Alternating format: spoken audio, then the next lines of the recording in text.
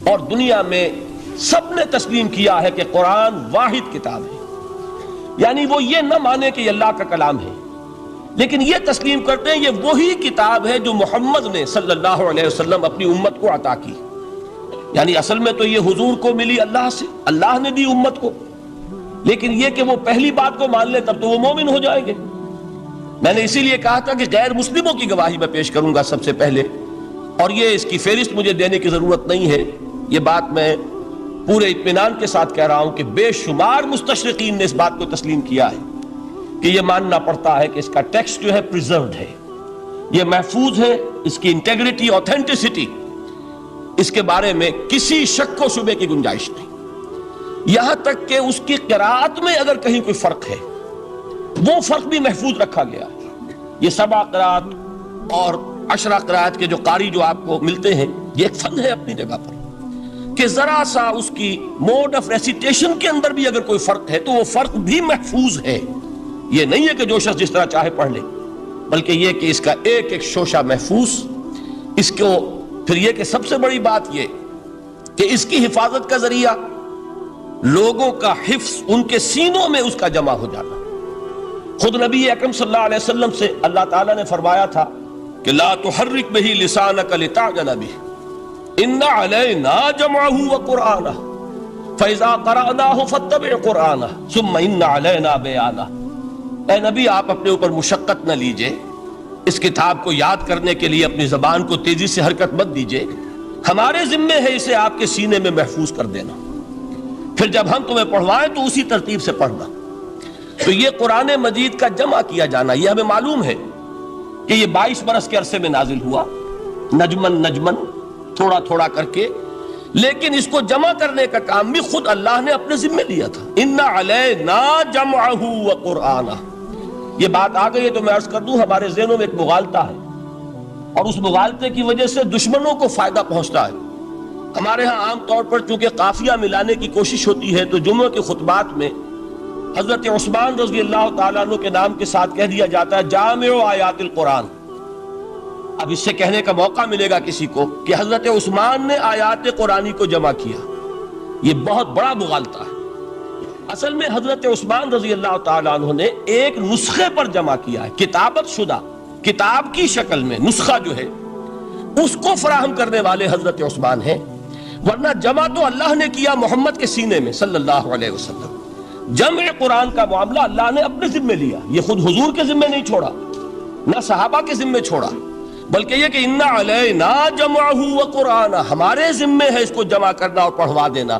پڑھوانا ظاہر بات ہے بغیر ترتیب کے ممکن نہیں، اور احادیث میں آپ نے سنا ہوگا کہ بارہا یہ بات آپ کے سامنے آئی ہوگی کہ حضور ہر رمضان مبارک میں قرآن مجید کا دور فرماتے تھے حضرت جبرائیل کے ساتھ، اور آخری رمضان مبارک جو تھا آپ کی حیات دنیاوی کا، اس میں 2 مرتبہ پورے قرآن کا دور کیا ہے آپ نے حضرت جبرائیل کے ساتھ۔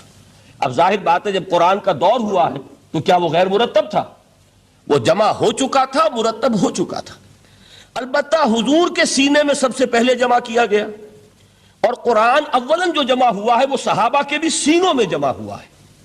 وہ کتابت کی شکل میں ایک کتاب کی صورت میں موجود نہیں تھا حضور کے انتقال کے وقت، بلکہ جمع تھا صحابہ کے سینوں میں، اور صحابہ کے پاس کتابت شدہ کچھ اوراق تھے۔ کسی کے پاس اونٹ کی یہ شانے کی ہڈی جو ہوتی ہے بہت بڑی اور چوڑی ہوتی ہے چپٹی، اس پر لکھی ہوئی صورتیں ہیں، کسی کے پاس جھلیوں پر لکھی ہوئی، کاغذ بہت نایاب تھا، لیکن یہ کہ کتابت کی شکل میں پھر اس کو جمع کروایا حضرت ابوبکر صدیق نے رضی اللہ تعالی عنہ، اس لیے کہ جنگ یمامہ میں بہت سے حفاظ شہید ہو گئے، تو تشویش پیدا ہوئی کہ اگر حفاظ شہید ہو گئے تو قرآن مجید کی حفاظت کیسے ہوگی؟ تب حضرت ابوبکر نے صحابہ کے مشورے سے وہ بورڈ مقرر کیا، اور ان میں جو حضور کے زمانے میں کتابت وحی کی ذمہ داری ادا فرماتے تھے انہی کو اس میں جمع کیا، اور انہوں نے پھر اس کو کتابی شکل میں جمع کر دیا۔ تو کتابی شکل میں بھی جمع کیا جانا یہ بھی حضرت ابوبکر کے زمانے میں ہو چکا ہے۔ البتہ حضور نے ایک رعایت دی تھی، چونکہ آپ کو معلوم ہے، آپ اس علاقے میں رہتے ہیں، کہ عربی زبان جیسے کہ ہر زبان کا معاملہ ہے کہ ہر بڑی زبان میں پھر نیچے بولیاں ہوتی ہیں، کولوکیل۔ وہ جو کولوکیل جو بولیاں ہیں ان میں مختلف طریقے سے لوگ پڑھتے تھے، اس سے پھر یہ اندیشہ ہوا کہ یہ مختلف لہجے اگر رہے تو اس سے بھی پھر قرآن کے بارے میں اختلاف ہو جائے گا.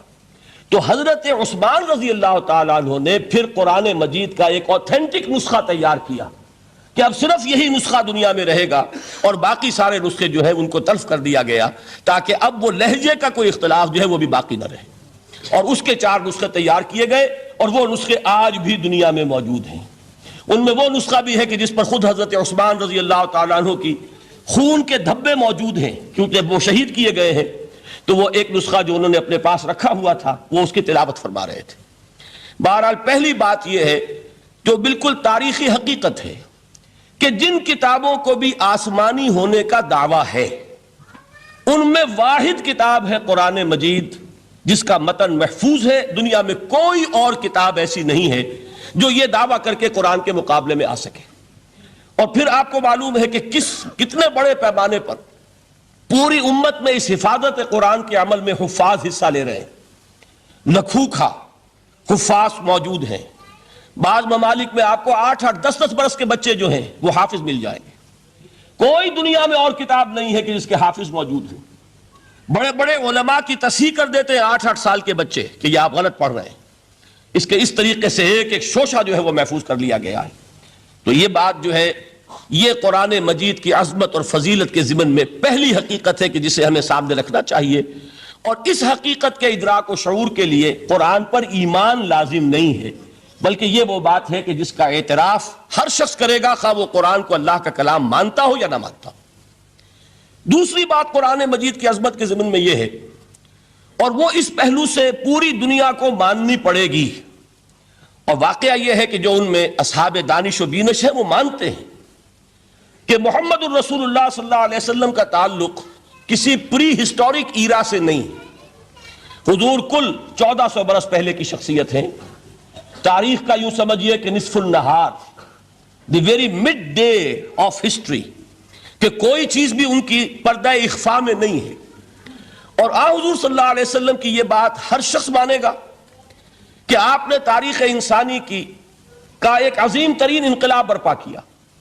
اس دور میں آپ کے علم میں ہوگا ابھی کچھ 6-7 سال پہلے امریکہ میں ایک کتاب شائع ہوئی دی 100. ڈاکٹر مائیکل ہارٹ اس کے مصنف ہیں. مشاہیر عالم کے موضوع پر اس سے پہلے بھی دنیا میں بہت کتابیں لکھی گئیں. بڑے انسان، بڑی شخصیتیں، ان کے چھوٹے چھوٹے لائف سکیچ. لیکن یہ کہ یہ کتاب اس اعتبار سے بڑی یونیک ہے، منفرد ہے کہ انہوں نے 100 افراد کا انتخاب کیا، پوری انسانی تاریخ کی عظیم ترین 100 شخصیتیں. پھر ان میں گریڈیشن کی، ان میں ایک درجہ بندی قائم کی.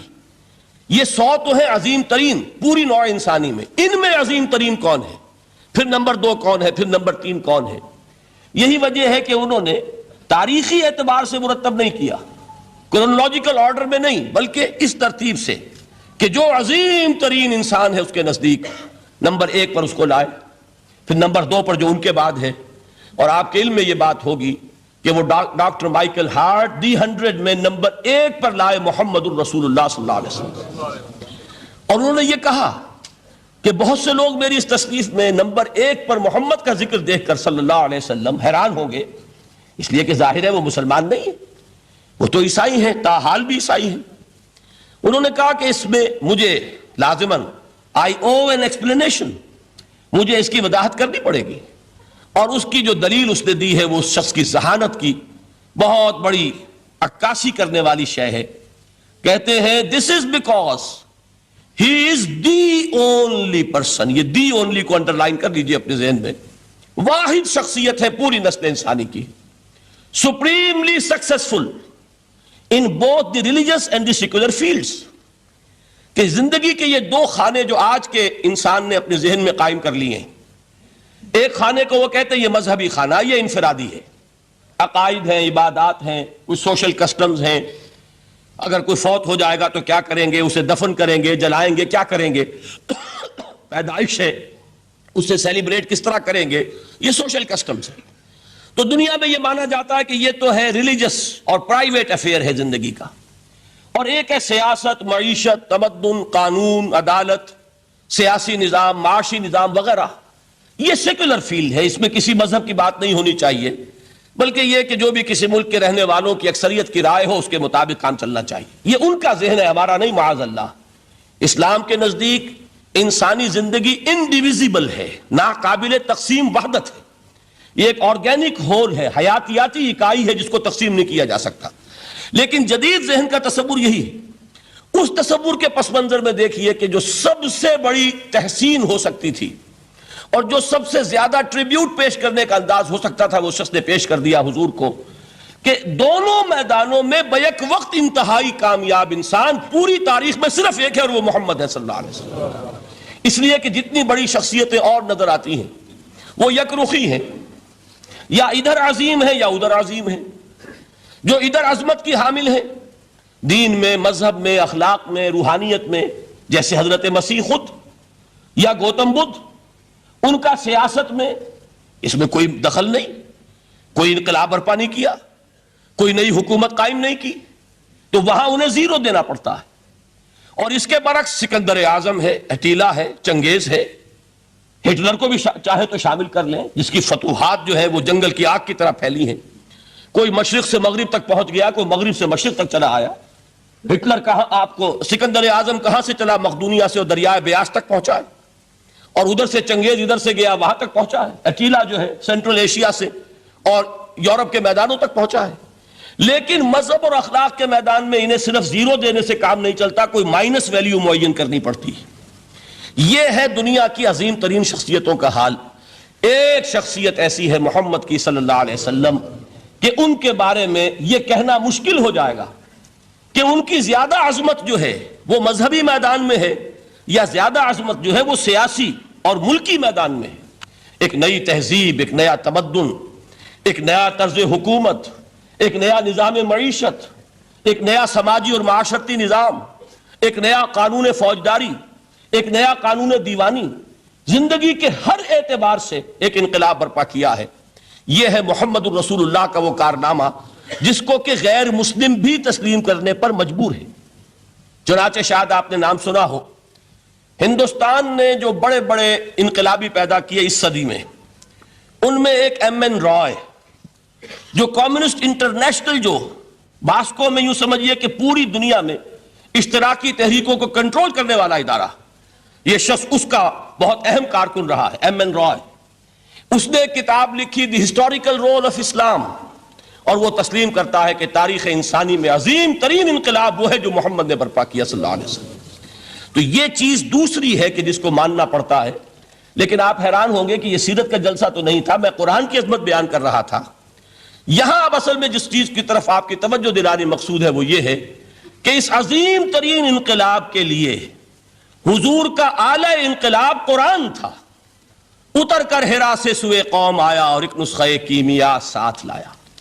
اس قرآن کے ذریعے ذہن بدلے، لوگوں کی سوچ بدلی، عقائد بدلے، نقطہ نظر بدلا، ان کا ویلیو سٹرکچر تبدیل ہو گیا. پہلے زندگی عزیز ترین متاع شمار ہوتی تھی، اب موت سب سے بڑھ کر خوش آئند ہے. شہادت ہے مطلوب و مقصود مومن، نہ مال غنیمت نہ کشور کشائی. یہ انقلاب یہ در حقیقت کس کے ذریعے سے ہوا ہے؟ سورہ فرقان میں اللہ تعالیٰ نے ارشاد فرمایا حضور سے، فَلَا تُطِعِ الْكَافِرِينَ وَجَاهِدْهُمْ بِهِ جِهَادًا كَبِيرًا. اے نبی آپ ان کافروں کی باتیں نہ مانیے، ان کے کہنے کی طرف متوجہ نہ ہوئیے، اور اس قرآن کے ذریعے سے جہاد کیجئے. جیسے کہ ابھی آپ کو بتایا نظام الدین صاحب نے، اصل انقلاب جو محمد نے برپا کیا صلی اللہ علیہ وسلم وہ تلوار کے ذریعے نہیں ہے. تلوار کے ذریعے انقلاب کی تکمیل ہوئی ہے. تو در حقیقت جو انقلاب آیا ہے، انقلاب پہلے آتا ہے انسان کی سوچ میں، انقلاب آتا ہے انسان کے نقطہ نظر میں، انقلاب آتا ہے انسانوں کی شخصیتوں میں، ان کے کردار میں، ان کے شب و روز کے انداز میں. یہ انقلاب کون سی تلوار سے آیا؟ محمد تو تنہا تھے صلی اللہ علیہ وسلم، ایک فرد واحد سے دعوت کا آغاز فرمایا. یہ قرآن تھا در حقیقت، یہی سب سے بڑی تلوار ہے محمد الرسول اللہ صلی اللہ علیہ وسلم کی. اس سے ذہنوں کو بدلا ہے، عقائد بدل دیے ہیں، نظریات بدل دیے ہیں، اسی سے لوگوں کا تزکیہ کیا ہے، اسی کو ان کے اندر اتارا ہے. یہ در حقیقت میں علامہ اقبال کا وہ شعر میرے سامنے آ رہا ہے، چوں بجا در رفت جہاں دیگر شبد. عظمت قرآن کے ذکر میں فرماتے ہیں جب یہ قرآن کسی کے اندر اتر جاتا ہے اس کے اندر انقلاب آ جاتا ہے. ہی از اے چینج پرسن. اس کی سوچ بدل گئی, نقطہ نظر بدل گیا. پہلے وہ کائنات کو سمجھتا ہوگا کہ خود بخود چل رہی ہے, اندھا بہرا مادہ اسے چلا رہا ہے, بائی این ایکسیڈنٹ یہ وجود میں آئی ہے. اب وہ سمجھتا نہیں, ایک اللہ ہے, علی کل شیء قدیر بکل شیء علیم, الحی القیوم, جس نے اس کائنات کو بنایا ہے, جو اسے چلا رہی ہے, جو مدبر ہے, یدبر الامر من السماء الی الارض, تدبیر فرما رہا ہے, وہ ہے کہ جس نے اس کائنات کو پیدا فرمایا. پھر یہ کہ پہلے وہ سمجھتا ہو کہ میری زندگی کیا ہے, وہی جو کہ شہنشاہ ظفر نے کہا تھا کہ عمر حیات مانگ کے لائے تھے 4 دن, بہادر شاہ ظفر آخری تاجدار خاندان مغلیہ کا, کہ عمر دراز مانگ کے لائے تھے 4 دن, 2 آرزو میں کٹ گئے, 2 انتظار میں. کل زندگی کیا ہے یہ 30 40 50 60 70 برس. قرآن نے بتایا نہیں, اور جو ترجمانی کی اقبال نے, تو اسے پیمانہ امروز و فردا سے نہ ناپ, جاویداں پہم دواں ہر دم جواں ہے زندگی. یہ تو ایک ابدی سلسلہ ہے, اس کے لیے کوئی اختتام ہے ہی نہیں. یہ موت جو ہے یہ دی اینڈ نہیں ہے, موت ایک زندگی کا وقفہ ہے, یعنی آگے چلیں گے دم لے کر. یہ انقلاب ہے انسان کے فکر کا اور سوچ کا. اس انقلاب کے نتیجے میں وہ جماعت تیار ہوئی صحابہ کرام کی, ڈیڈیکیٹڈ, کمیٹڈ, جو آخرت کے طالب تھے, جو اللہ کے عاشق, محمد کے دیوانے صلی اللہ علیہ وسلم, تن من دھن قربان کرنے کے لیے تیار. حضور کے چشم ابرو کی جنبش جو ہے وہ ان کے لیے گویا کہ ایک حکم کے درجے میں ہے, جس کی کہ لازماً تعمیل ہوگی. اور انہوں نے اپنی گردنیں کٹوا دی, اپنے گھر اجڑوا دیے, اپنا دنیا کا جو بھی کچھ اثاثہ تھا وہ قربان کر دیا, نشاور کر دیا. تب کہیں جا کر انقلاب آیا. اور یہ شخصیتیں جو تیار ہوئیں, تو ان کے تیار کرنے میں ذریعہ کیا ہے؟ قرآن. یہی وجہ دیکھیے, نوٹ کیجئے, اسی بات کو دوسرے پیرائے میں عرض کر رہا ہوں کہ تاریخ انبیاء کے ضمن میں بھی ایک بڑی عجیب حقیقت سامنے آئے گی. حضرت موسیٰ علیہ السلام کے معجزات 2 بہت مشہور ہیں, عصائے موسیٰ اور ید بیضا. ویسے قرآن مجید نے 7 مزید گنوائے ہیں, 9 آیات بینات, 9 بڑے کھلے کھلے معجزے جو فرعون اور آل فرعون کو دکھائے گئے. پھر آپ کو معلوم ہے کہ اسی عصا کی ضرب سے سمندر کا پھٹ جانا, اسی عصا کی ضرب سے ایک چٹان سے 12 چشموں کا پھوٹ بہنا, اور پھر یہ کہ من و سلوہ کا نزول ہے, اور غمام ہے صحرا کے اندر جہاں کوئی چیز سائے کے لیے نہیں ہے, ان کے اوپر ابر کا سایہ کیا جا رہا ہے. یہ سارے معجزے آپ کو نظر آ رہے ہیں. اسی طریقے سے حضرت مسیح علیہ السلام, کیسے کیسے معجزے. مردہ کو کہا قم باذن اللہ, اور کھڑا ہو گیا. گارے سے بنایا ایک پرندے کی شکل, اور اس میں پھونک ماری اور اڑتا ہوا پرندہ ہو گیا. یعنی یہ کہ احیاء موتا اور خلق حیات یہ آخری معجزے ہو سکتے ہیں, اس لیے کہ یہ خالص اللہ تعالیٰ کے افعال ہے. لیکن ذرا اس کانٹیکسٹ میں دیکھیے محمد کا معجزہ کیا ہے صلی اللہ علیہ وسلم. قرآن مجید جن لوگوں نے پڑھا ہے اور سمجھ کر پڑھا ہے, ترجموں سے پڑھا ہے, یا ویسے وہ عربی زبان سے واقف ہیں, ان کو معلوم ہے کہ قرآن بار بار کہتا ہے محمد کا معجزہ. یوں تو بے شمار واقعات ہوں گے, لیکن اصل معجزہ صرف اور صرف قرآن ہے. اسی کو پیش کیا گیا کہ یہی ہے, آؤ مقابلہ کر لو. اصل میں معجزہ کہتے کسے؟ معجزہ کے معنی عاجز کر دینے والی شے. یوں تو اولیاء اللہ جو ہیں ہم ان کی کرامات کے قائل ہیں. اللہ تعالیٰ اپنے کسی نیک بندے کے مقام اور مرتبے کے اظہار کے لیے کسی وقت کوئی ایسی چیز ظاہر کر دے جو قانون طبیعی کے خلاف ہو, تو یہ کرامات اولیاء حق ہے. اور اس درجے کی جو ظاہر بات ہے کہ جب اولیاء کے لیے کرامات ہے تو انبیاء کے لیے تو بہت ہوں گی. اصل معجزہ کسے کہتے ہیں؟ جسے کوئی نبی چیلنج کے ساتھ پیش کرتا ہے کہ یہ ہے میری رسالت کا ثبوت, آؤ مقابلہ کر لو. حضرت موسیٰ علیہ السلام کے جو اصل معجزے تھے وہ 2 تھے. ایک عصا جس کا کہ مقابلہ کیا, آپ کو معلوم ہے کہ فرعون نے تمام جو جادوگر تھے پورے مملکت کے انہیں جمع کیا اور مقابلہ کیا. تو جس چیز کو کہ پیش کیا جائے چیلنج کے ساتھ کہ آؤ تو مقابلہ کر لو, وہ اصل معجزہ ہوتا ہے اس نبی اور رسول کا. تو حضور صلی اللہ علیہ وسلم کا اصل معجزہ, یعنی معجزات, آپ یہ مغالطے میں مبتلا نہ ہو, میں بقیہ معجزات کی نفی نہیں کر رہا, یہ واقعات اپنی جگہ حق ہیں کہ حضور کو پتھر سلام کرتے تھے. حضور صلی اللہ علیہ وسلم جس کھجور کے تنے کے ساتھ ٹیک لگا کر خطبہ دیا کرتے تھے, جبکہ ابھی مسجد نبی میں ممبر نہیں بنا تھا. جب تعداد زیادہ ہو گئی مسلمانوں کی اور ضرورت محسوس ہوئی کہ ذرا بلند مقام پر کھڑے ہو کر آپ خطبہ ارشاد فرمائیں, تو پھر وہ ممبر بنا کر رکھا گیا. پہلے مرتبہ جب آپ ممبر پر چڑھ رہے تھے خطبہ دینے کے لیے تو اس کھجور کے سوکھے تنے میں سے ایسی آواز آئی جیسے کوئی بچہ بلک بلک کر رو رہا ہو کہ وہ سعادت جو مجھے حاصل رہی تھی آج تک میں محروم ہو گیا. تو یہ انبیاء کا مقام ہے. مولانا روم نے اسی لیے کہا ہے کہ فلسفی کو منکر حنانہ است از حواس انبیاء بیگانہ است. فلسفی اور عقلیت پرست انسان وہ تو حنانہ کا انکار کر دے گا، کیسے ممکن ہے سوکھا تنا اور اس کے اندر سے بچے کی طرح بلکنے کی آواز آئے. لیکن یہ اس لیے کہ وہ انبیاء کے خصوصی احوال جو ہے ان کو جانتا نہیں. اس قسم کے خرق عادت واقعات حضور کی زندگی میں بھی بے شمار ہوئے، لیکن حضور کا وہ معجزہ جس میں تحدی کے ساتھ چیلنج کے انداز میں کہا گیا کہ آؤ مقابلہ کر لو، وہ صرف اور صرف قرآن ہے. چنانچہ آپ سورہ بنی اسرائیل میں دیکھیں گے قُلْ لَئِنِ اجْتَمَعَتِ الْإِنسُ وَالْجِنُّ عَلَىٰ أَن يَأْتُوا بِمِثْلِ هَٰذَا الْقُرْآنِ لَا يَأْتُونَ بِمِثْلِهِ وَلَوْ كَانَ بَعْضُهُمْ لِبَعْضٍ ظَهِيرًا. اے نبی چیلنج کر دیجئے، اگر تمام انسان اور تمام جن مل کر یہ چاہیں کہ اس قرآن جیسی کوئی تصنیف کر دیں تو چاہے وہ ایک دوسرے کا کتنی بھی اس میں مدد کریں اور تعاون کریں وہ ہرگز قرآن جیسی کتاب تصنیف نہیں کر سکتے. اس سے آگے بڑھ کر یہ بات کہی گئی اچھا پورا قرآن نہیں لا سکتے، اس قرآن کی طرح کی 10 صورتیں ہی تصنیف کر لو. جب اس کا بھی جواب نہیں دیا گیا تو جسے کہتے ہیں برسبیل تنزل اور پنجابی میں کہتا ہے کہ برے کو گھر تک پہنچانا، وہ برے کو گھر تک پہنچانے کے لیے فرمایا ایک صورت ہی بنا لاؤ. یہ سورہ ہود میں اور سورہ یونس میں یہ مضمون آیا، اور پھر سورہ بقرہ میں ہجرت کے بعد جو پہلی سورت نازل ہوئی اس میں پھر اس کو دہرا دیا گیا وَإِن كُنتُمْ فِي رَيْبٍ مِّمَّا نَزَّلْنَا عَلَىٰ عَبْدِنَا فَأْتُوا بِسُورَةٍ مِّن مِّثْلِهِ وَادْعُوا شُهَدَاءَكُم مِّن دُونِ اللَّهِ إِن كُنتُمْ صَادِقِينَ. کہ اگر تمہیں کوئی شک ہے اس کتاب کے بارے میں جو ہم نے نازل فرمائی ہے، شک کیا ہوگا؟ شک اسی بات میں ہوگا کہ شاید یہ محمد کا اپنا کلام ہے صلی اللہ علیہ وسلم یا کوئی اور انسان ہے جو انہیں سکھا پڑھا رہا ہے. اگر تمہیں اس نوعیت کا کوئی شک ہے تو اس جیسی ایک صورت بنا لاؤ. فاتو بسورۃ من مثلہ. اور نوٹ کیجئے گا سورۃ العصر بھی صورت ہے، سورۃ الکوثر بھی صورت ہے. 3 آیات بھی اگر ایسی تم تصنیف کر کے لے آؤ تب تو تمہیں کچھ شک کرنے کا حق حاصل ہوگا. اور اگر نہیں کر سکتے تو جان لو فَإِن لَمْ تَفْعَلُوا وَلَن تَفْعَلُوا. پھر اگر تم ایسا نہ کر سکو اور ہرگز نہیں کر سکو گے، ذرا چیلنج کا انداز دیکھیے کہ ہرگز نہیں کر سکو گے. فَاتَّقُوا النَّارَ الَّتِي وَقُودُهَا النَّاسُ وَالْحِجَارَةُ. تو ڈرو اس آگ سے جس کا ایندھن بنیں گے انسان اور پتھر. اب اس بات کو سمجھیے کہ تاریخی حقیقت ہے یہ جس کا کوئی کافر انکار نہیں کر سکتا کہ وہ کوئی شخص اس چیلنج کو قبول کرنے کی جرت نہیں کر سکا.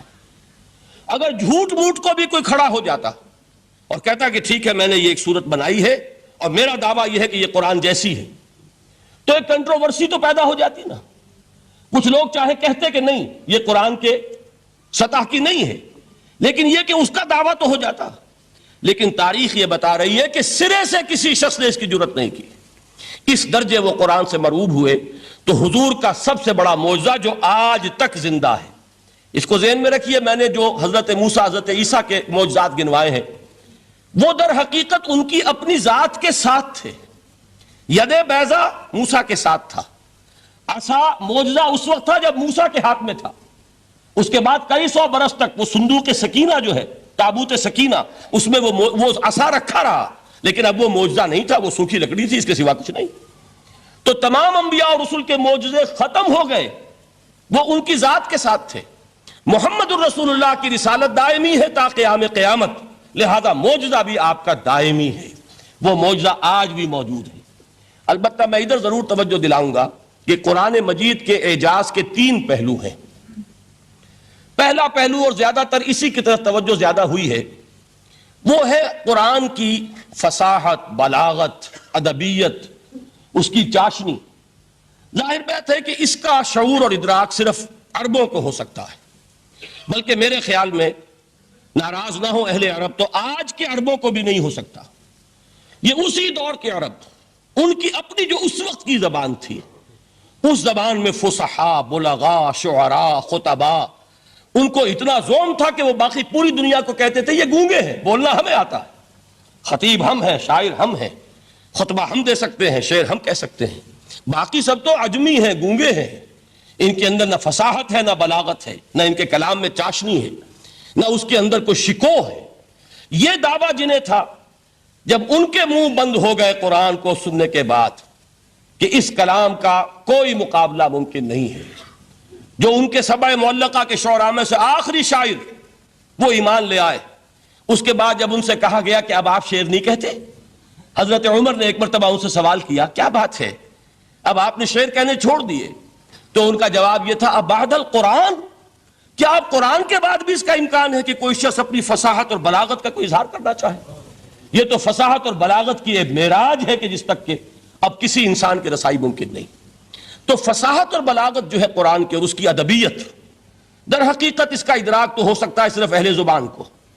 ہم لوگ جو ترجموں سے پڑھتے ہیں چاہے کتنی ہی گرامر پڑھ لیں، کتنی صرف و نحو پڑھ لیں، واقعہ یہ ہے کہ وہ جو ایک ہوتا ہے نفس پر جب انگلی آتی ہے تو جو ایک آپ کو فیل ہوتی ہے، وہ فیل ہم جو عجمی لوگ ہیں جن کی مادری زبان عربی نہیں ہے وہ قرآن مجید کی فصاحت اور بلاغت کو اس طور سے نہیں سمجھ سکتے جیسے کہ اہل زبان سمجھ سکتے ہیں، اور خاص طور پر جیسے کہ اس زمانے کے اہل زبان نے سمجھا.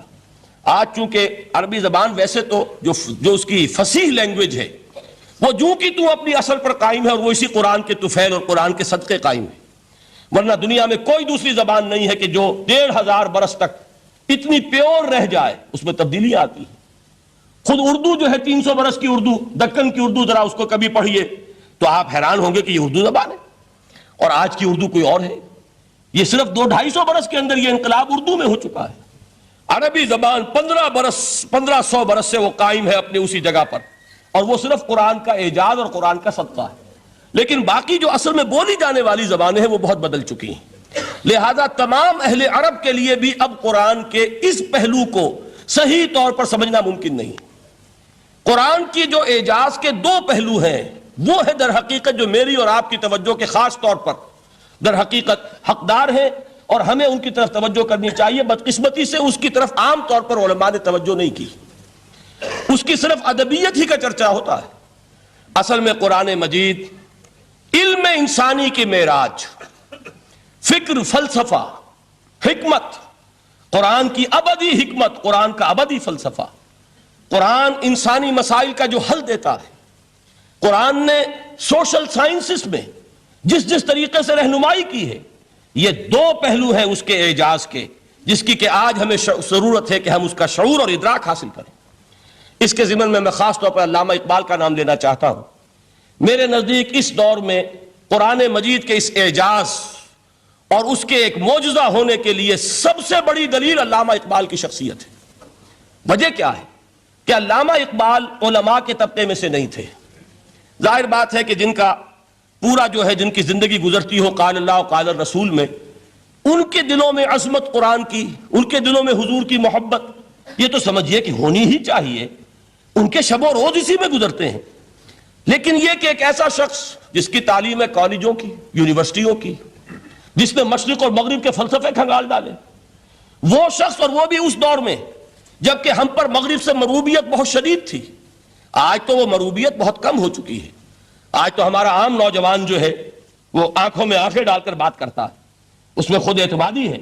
ہمارا بھی اپنا ایک معاشی نظام ہے، ہمارا اپنا ایک سیاسی نظام ہے، ہمارا ایک اپنا سماجی نظام ہے، ہماری اپنی سوشل ویلیوز ہیں. آج کا نوجوان الحمدللہ احیاء اسلام کی وہ جد و جہد جو ہے وہ مرحلہ در مرحلہ بہرحال آگے بڑھ رہی ہے. وقت لگے گا لیکن یہ کہ اس میں یقیناً ترقی ہوئی ہے. اسی کا مظہر یہ ہے کہ خود اعتمادی ہے. We have confidence.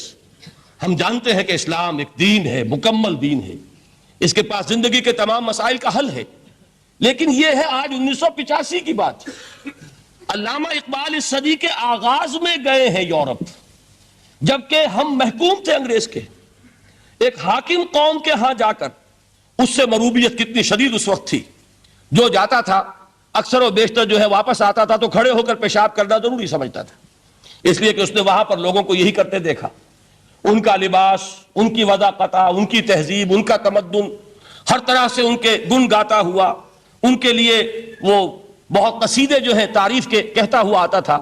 لیکن ایک علامہ اقبال کی شخصیت وہ ہے کہ وہ یہ خود کہتے ہیں کہ میں اس آگ میں ڈالا گیا ہوں مثل خلیل.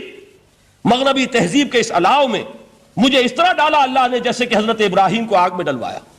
میں اس تہذیب کے اس الاؤ کے اندر سے ہو کر آ رہا ہوں، اور میں نے یہ دیکھ لیا ہے کہ یہ تہذیب کھوکھلی ہے، اس کے اندر کوئی پائیداری نہیں ہے، نظر کو خیرہ کرتی ہے تب چمک تہذیب حاضر کی، یہ صناعی مگر جھوٹے نگوں کی ریزہ کاری ہے، اور دیار مغرب کے رہنے والوں خدا کی بستی دکان نہیں ہے، کھرا جسے تم سمجھ رہے ہو وہ اب زرے کا معیار ہوگا، تمہاری تہذیب اپنے خنجر سے آپ ہی خودکشی کرے گی، جو شاخ نازک پہ آشیانہ بنے گا ناپائیدار ہوگا۔ اب آپ اندازہ کیجئے وہ شخص جو بنیادی طور پر فلسفی ہے، فلسفے کا طالب علم ہے، وہ جرمنی اور انگلستان میں جا کر فلسفے کھنگالنے کے بعد اسے اگر تسکین حاصل ہوئی، اس کی جو علم کی پیاس تھی اگر اسے سیری حاصل ہوئی تو صرف قرآن کے ذریعے سے، نہ کہیں جہاں میں اما ملی، جو اما ملی تو کہاں ملی میرے جرم خانہ خراب کو تیرے عفو بندہ نواز میں۔ یہ وہ شخص ہے آخری زندگی میں ان کا کام صرف ایک رہ گیا تھا، قرآن کی تلاوت۔ بڑے بڑے فلسفی ملنے آتے تھے علامہ اقبال سے ملنے، وہ سمجھتے تھے بڑی لائبریری ہوگی، جیسے بڑے وکیل اس کی لائبریری آپ کو معلوم ہے کتنی جلدیں رکھی ہوگی، خوبصورت جلدیں بنی ہوئی، ایسے ہی کوئی بڑا فلسفی، بڑا پروفیسر، اس کی سٹڈی، اس کی کتابیں بڑی مروب کن ہونی چاہیے، لیکن علامہ اقبال کے ہاں سب کتابیں اٹھوا دی تھی انہوں نے، صرف ایک کتاب رہ گئی، اور سید نذیر نیازی کا نام آپ نے سنا ہوگا۔ انہوں نے جب یہ گواہی دی ہے، یہ واقعہ شاید آپ کے علم میں نہ آیا ہو، یہ بہت اہم واقعہ ہے۔ وہ یہ لکھتے ہیں کہ میں نے ایک مرتبہ علامہ سے پوچھا کہ کچھ لوگ اعتراض کرتے ہیں یا یہ خیال ظاہر کرتے ہیں کہ آپ نے اپنا فلسفہ خودی نیٹشے سے لیا ہے، کوئی کہتا ہے فلاں سے لیا ہے، کوئی کہتا ہے فلاں سے لیا ہے، کچھ آپ خود بتا سکیں گے کہ آپ کے فلسفہ خودی کی سورس کیا ہے؟ تو علامہ نے کہا کہ اچھا کل فلاں وقت آ جانا تو میں تمہیں لکھوا دوں گا، ڈکٹیٹ کرا دوں گا۔ تو سید نذیر نیازی کہتے ہیں کہ میں بہت خوش ہوا کہ یہ سعادت میرے حصے میں آ رہی ہے کہ علامہ اقبال خود مجھے تحریر کرائیں گے کہ میرے فلسفے کی سورس کیا ہے، میں نے کہاں سے اخذ کیا ہے۔ دوسرے روز وہ گئے، حاضر ہوئے، بڑے ہی ارمانوں کے ساتھ پینسل اور کاپی لے کر بیٹھے۔ علامہ نے فرمایا ذرا قرآن مجید نکال لاؤ۔ وہ قرآن مجید لائے، حیران ہوئے، یہ فلسفے کا سورس مجھے ڈکٹیٹ کرانے چلے تھے، یہ قرآن مجید کہہ رہے۔ کہا کہ ذرا سورۃ الحشر اس کا آخری رکوع، وَلَا تَكُونُوا كَالَّذِينَ نَسُوا اللَّهَ فَأَنسَاهُمْ أَنفُسَهُمْ أُولَٰئِكَ هُمُ الْفَاسِقُونَ۔ اے لوگوں، ان لوگوں کے مانند نہ ہو جانا جنہوں نے اللہ کو بھلا دیا تو اللہ نے انہیں اپنی خودی سے غافل کر دیا، اپنے آپ سے بیگانہ بنا دیا، یہی ہیں لوگ جو فاسق ہیں۔ علامہ نے کہا میرے فلسفے کی سورس یہ ہے۔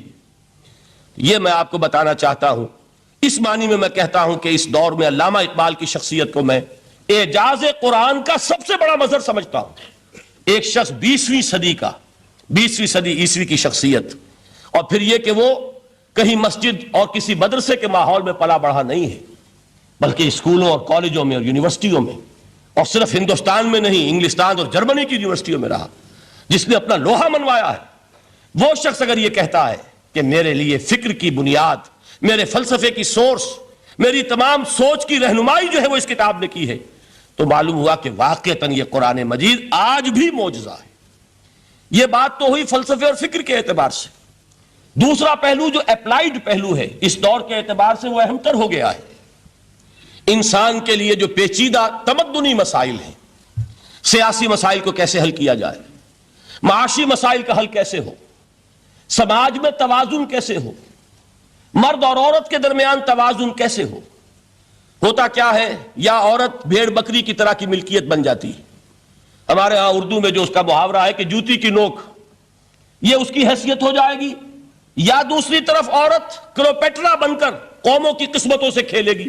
دنیا میں یہ دو انتہائیں ہوئی ہیں، کہاں نقطہ عدل کہاں ہے، کیسے بیلنس جو ہے اسٹرائک کیا جائے، مردوں کے حقوق اور فرائض اور خواتین کے حقوق اور فرائض، اس میں صحیح ترین ایکویشن ہے کیا؟ اسی طریقے سے فرد اور اجتماع، فرد اور ریاست، یا تو یہ کہ انسان کی انفرادی آزادی اتنی جا رہی ہے، مادر پدر آزاد، جس کا مظہر یہ ہے کہ آج انگلستان میں دو مرد بھی میاں اور بیوی کی حیثیت سے رہ سکتے ہیں، قانون تسلیم کرے گا ہسبینڈ اینڈ وائف، ان کو وہی حقوق حاصل ہوں گے، یہ ہے وہ آزادی۔ اور یا پھر یہ ہے کہ جو روس میں ہے یا دوسرے ممالک میں ہے کہ آزادی بالکل ختم، اور معلوم ہوا کہ ایک ٹوٹلیٹیرین سوسائٹی ہے، مستبدانہ نظام ہے۔ ان کے درمیان نقطہ عدل کہاں ہے؟ اسی طرح سرمایہ اور محنت، اگر ذرا سا سرمایہ کو چھوٹ ملتی ہے وہ مزدور کا خون چوستا ہے اور اس کا حق اس کو نہیں دیتا۔ اقبال نے بہت خوبصورت انداز میں کہا ہے کہ خواجہ از خون رگے مزدور سازد لال ناب، از جفائے دہ خدایاں کشت دہ کا نا خراب۔ انقلاب انقلاب انقلاب۔ ایک طرف سرمایہ دار ہے جو مزدور کی رگوں میں سے خون نچوڑ کر سرخ شراب کا پیمانہ لے کر بیٹھا ہوا ہے، وہ در حقیقت مزدور کا خون ہے جو پی رہا ہے۔ ایک طرف وہ زمیندار اور جاگیردار ہے جو کاشتکار کا خون جو ہے چوس رہا ہے۔ تو یہ انتہا ہے، اور یا یہ ہے کہ اگر ذرا آپ مزدور کو یا اس کارکن کو تھوڑا تحفظ دیجئے تو وہ کام نہیں کرتا۔ ہمارے ہاں پچھلے دور میں یہی ہوا تھا۔ میں یہ برملا کہتا ہوں، آج بھی آپ کے سامنے کہہ رہا ہوں کہ بھٹو نے واقعہ یہ بہت بڑا کارنامہ سر انجام دیا تھا۔ اس نے مزدور کو ایک سیلف ریسپیکٹ دی تھی، کاشتکار کو اپنی عزت کا احساس دیا تھا کہ میں بھی انسان ہوں، میرے بھی حقوق ہیں، لیکن نتیجہ اس کا نیگیٹو نکلا۔ مزدور نے کام کرنا چھوڑ دیا، معیشت کی گاڑی ختم ہو گئی۔ وہ چیز کہ جو متوازن ہو، جس میں مزدور کو اس کا حق مل رہا ہو اور پسینہ خشک ہونے سے پہلے اس کی جائز مزدوری اس کو مل گئی ہو، جس میں کہ انسان کسی سرمایہ دار کی رعیت بن کر نہ رہ جائے۔ دوسری طرف یہ کہ سرمایہ کے لیے بھی جو اس کا صحیح ہے کہ اس کو انسینٹیو ملے، وہ میدان میں آئے، اس کے اندر رسک لینے کے جو ہے وہ صلاحیت پیدا ہو۔ ان دونوں چیزوں کو کیسے متوازن کیا جائے؟ واقعہ یہ ہے کہ یہ ہے وہ پیچیدہ مسائل جن کا حل قرآن میں ہے۔ ہماری بدقسمتی کیا ہے کہ ہم نے خود ان چیزوں کے لیے دوسروں کے سامنے جھولی پساری ہوئی، ہم دوسروں سے بھیک مانگ رہے ہیں۔ ہمارا حال کیا ہوا تھا اس صدی کے شروع میں؟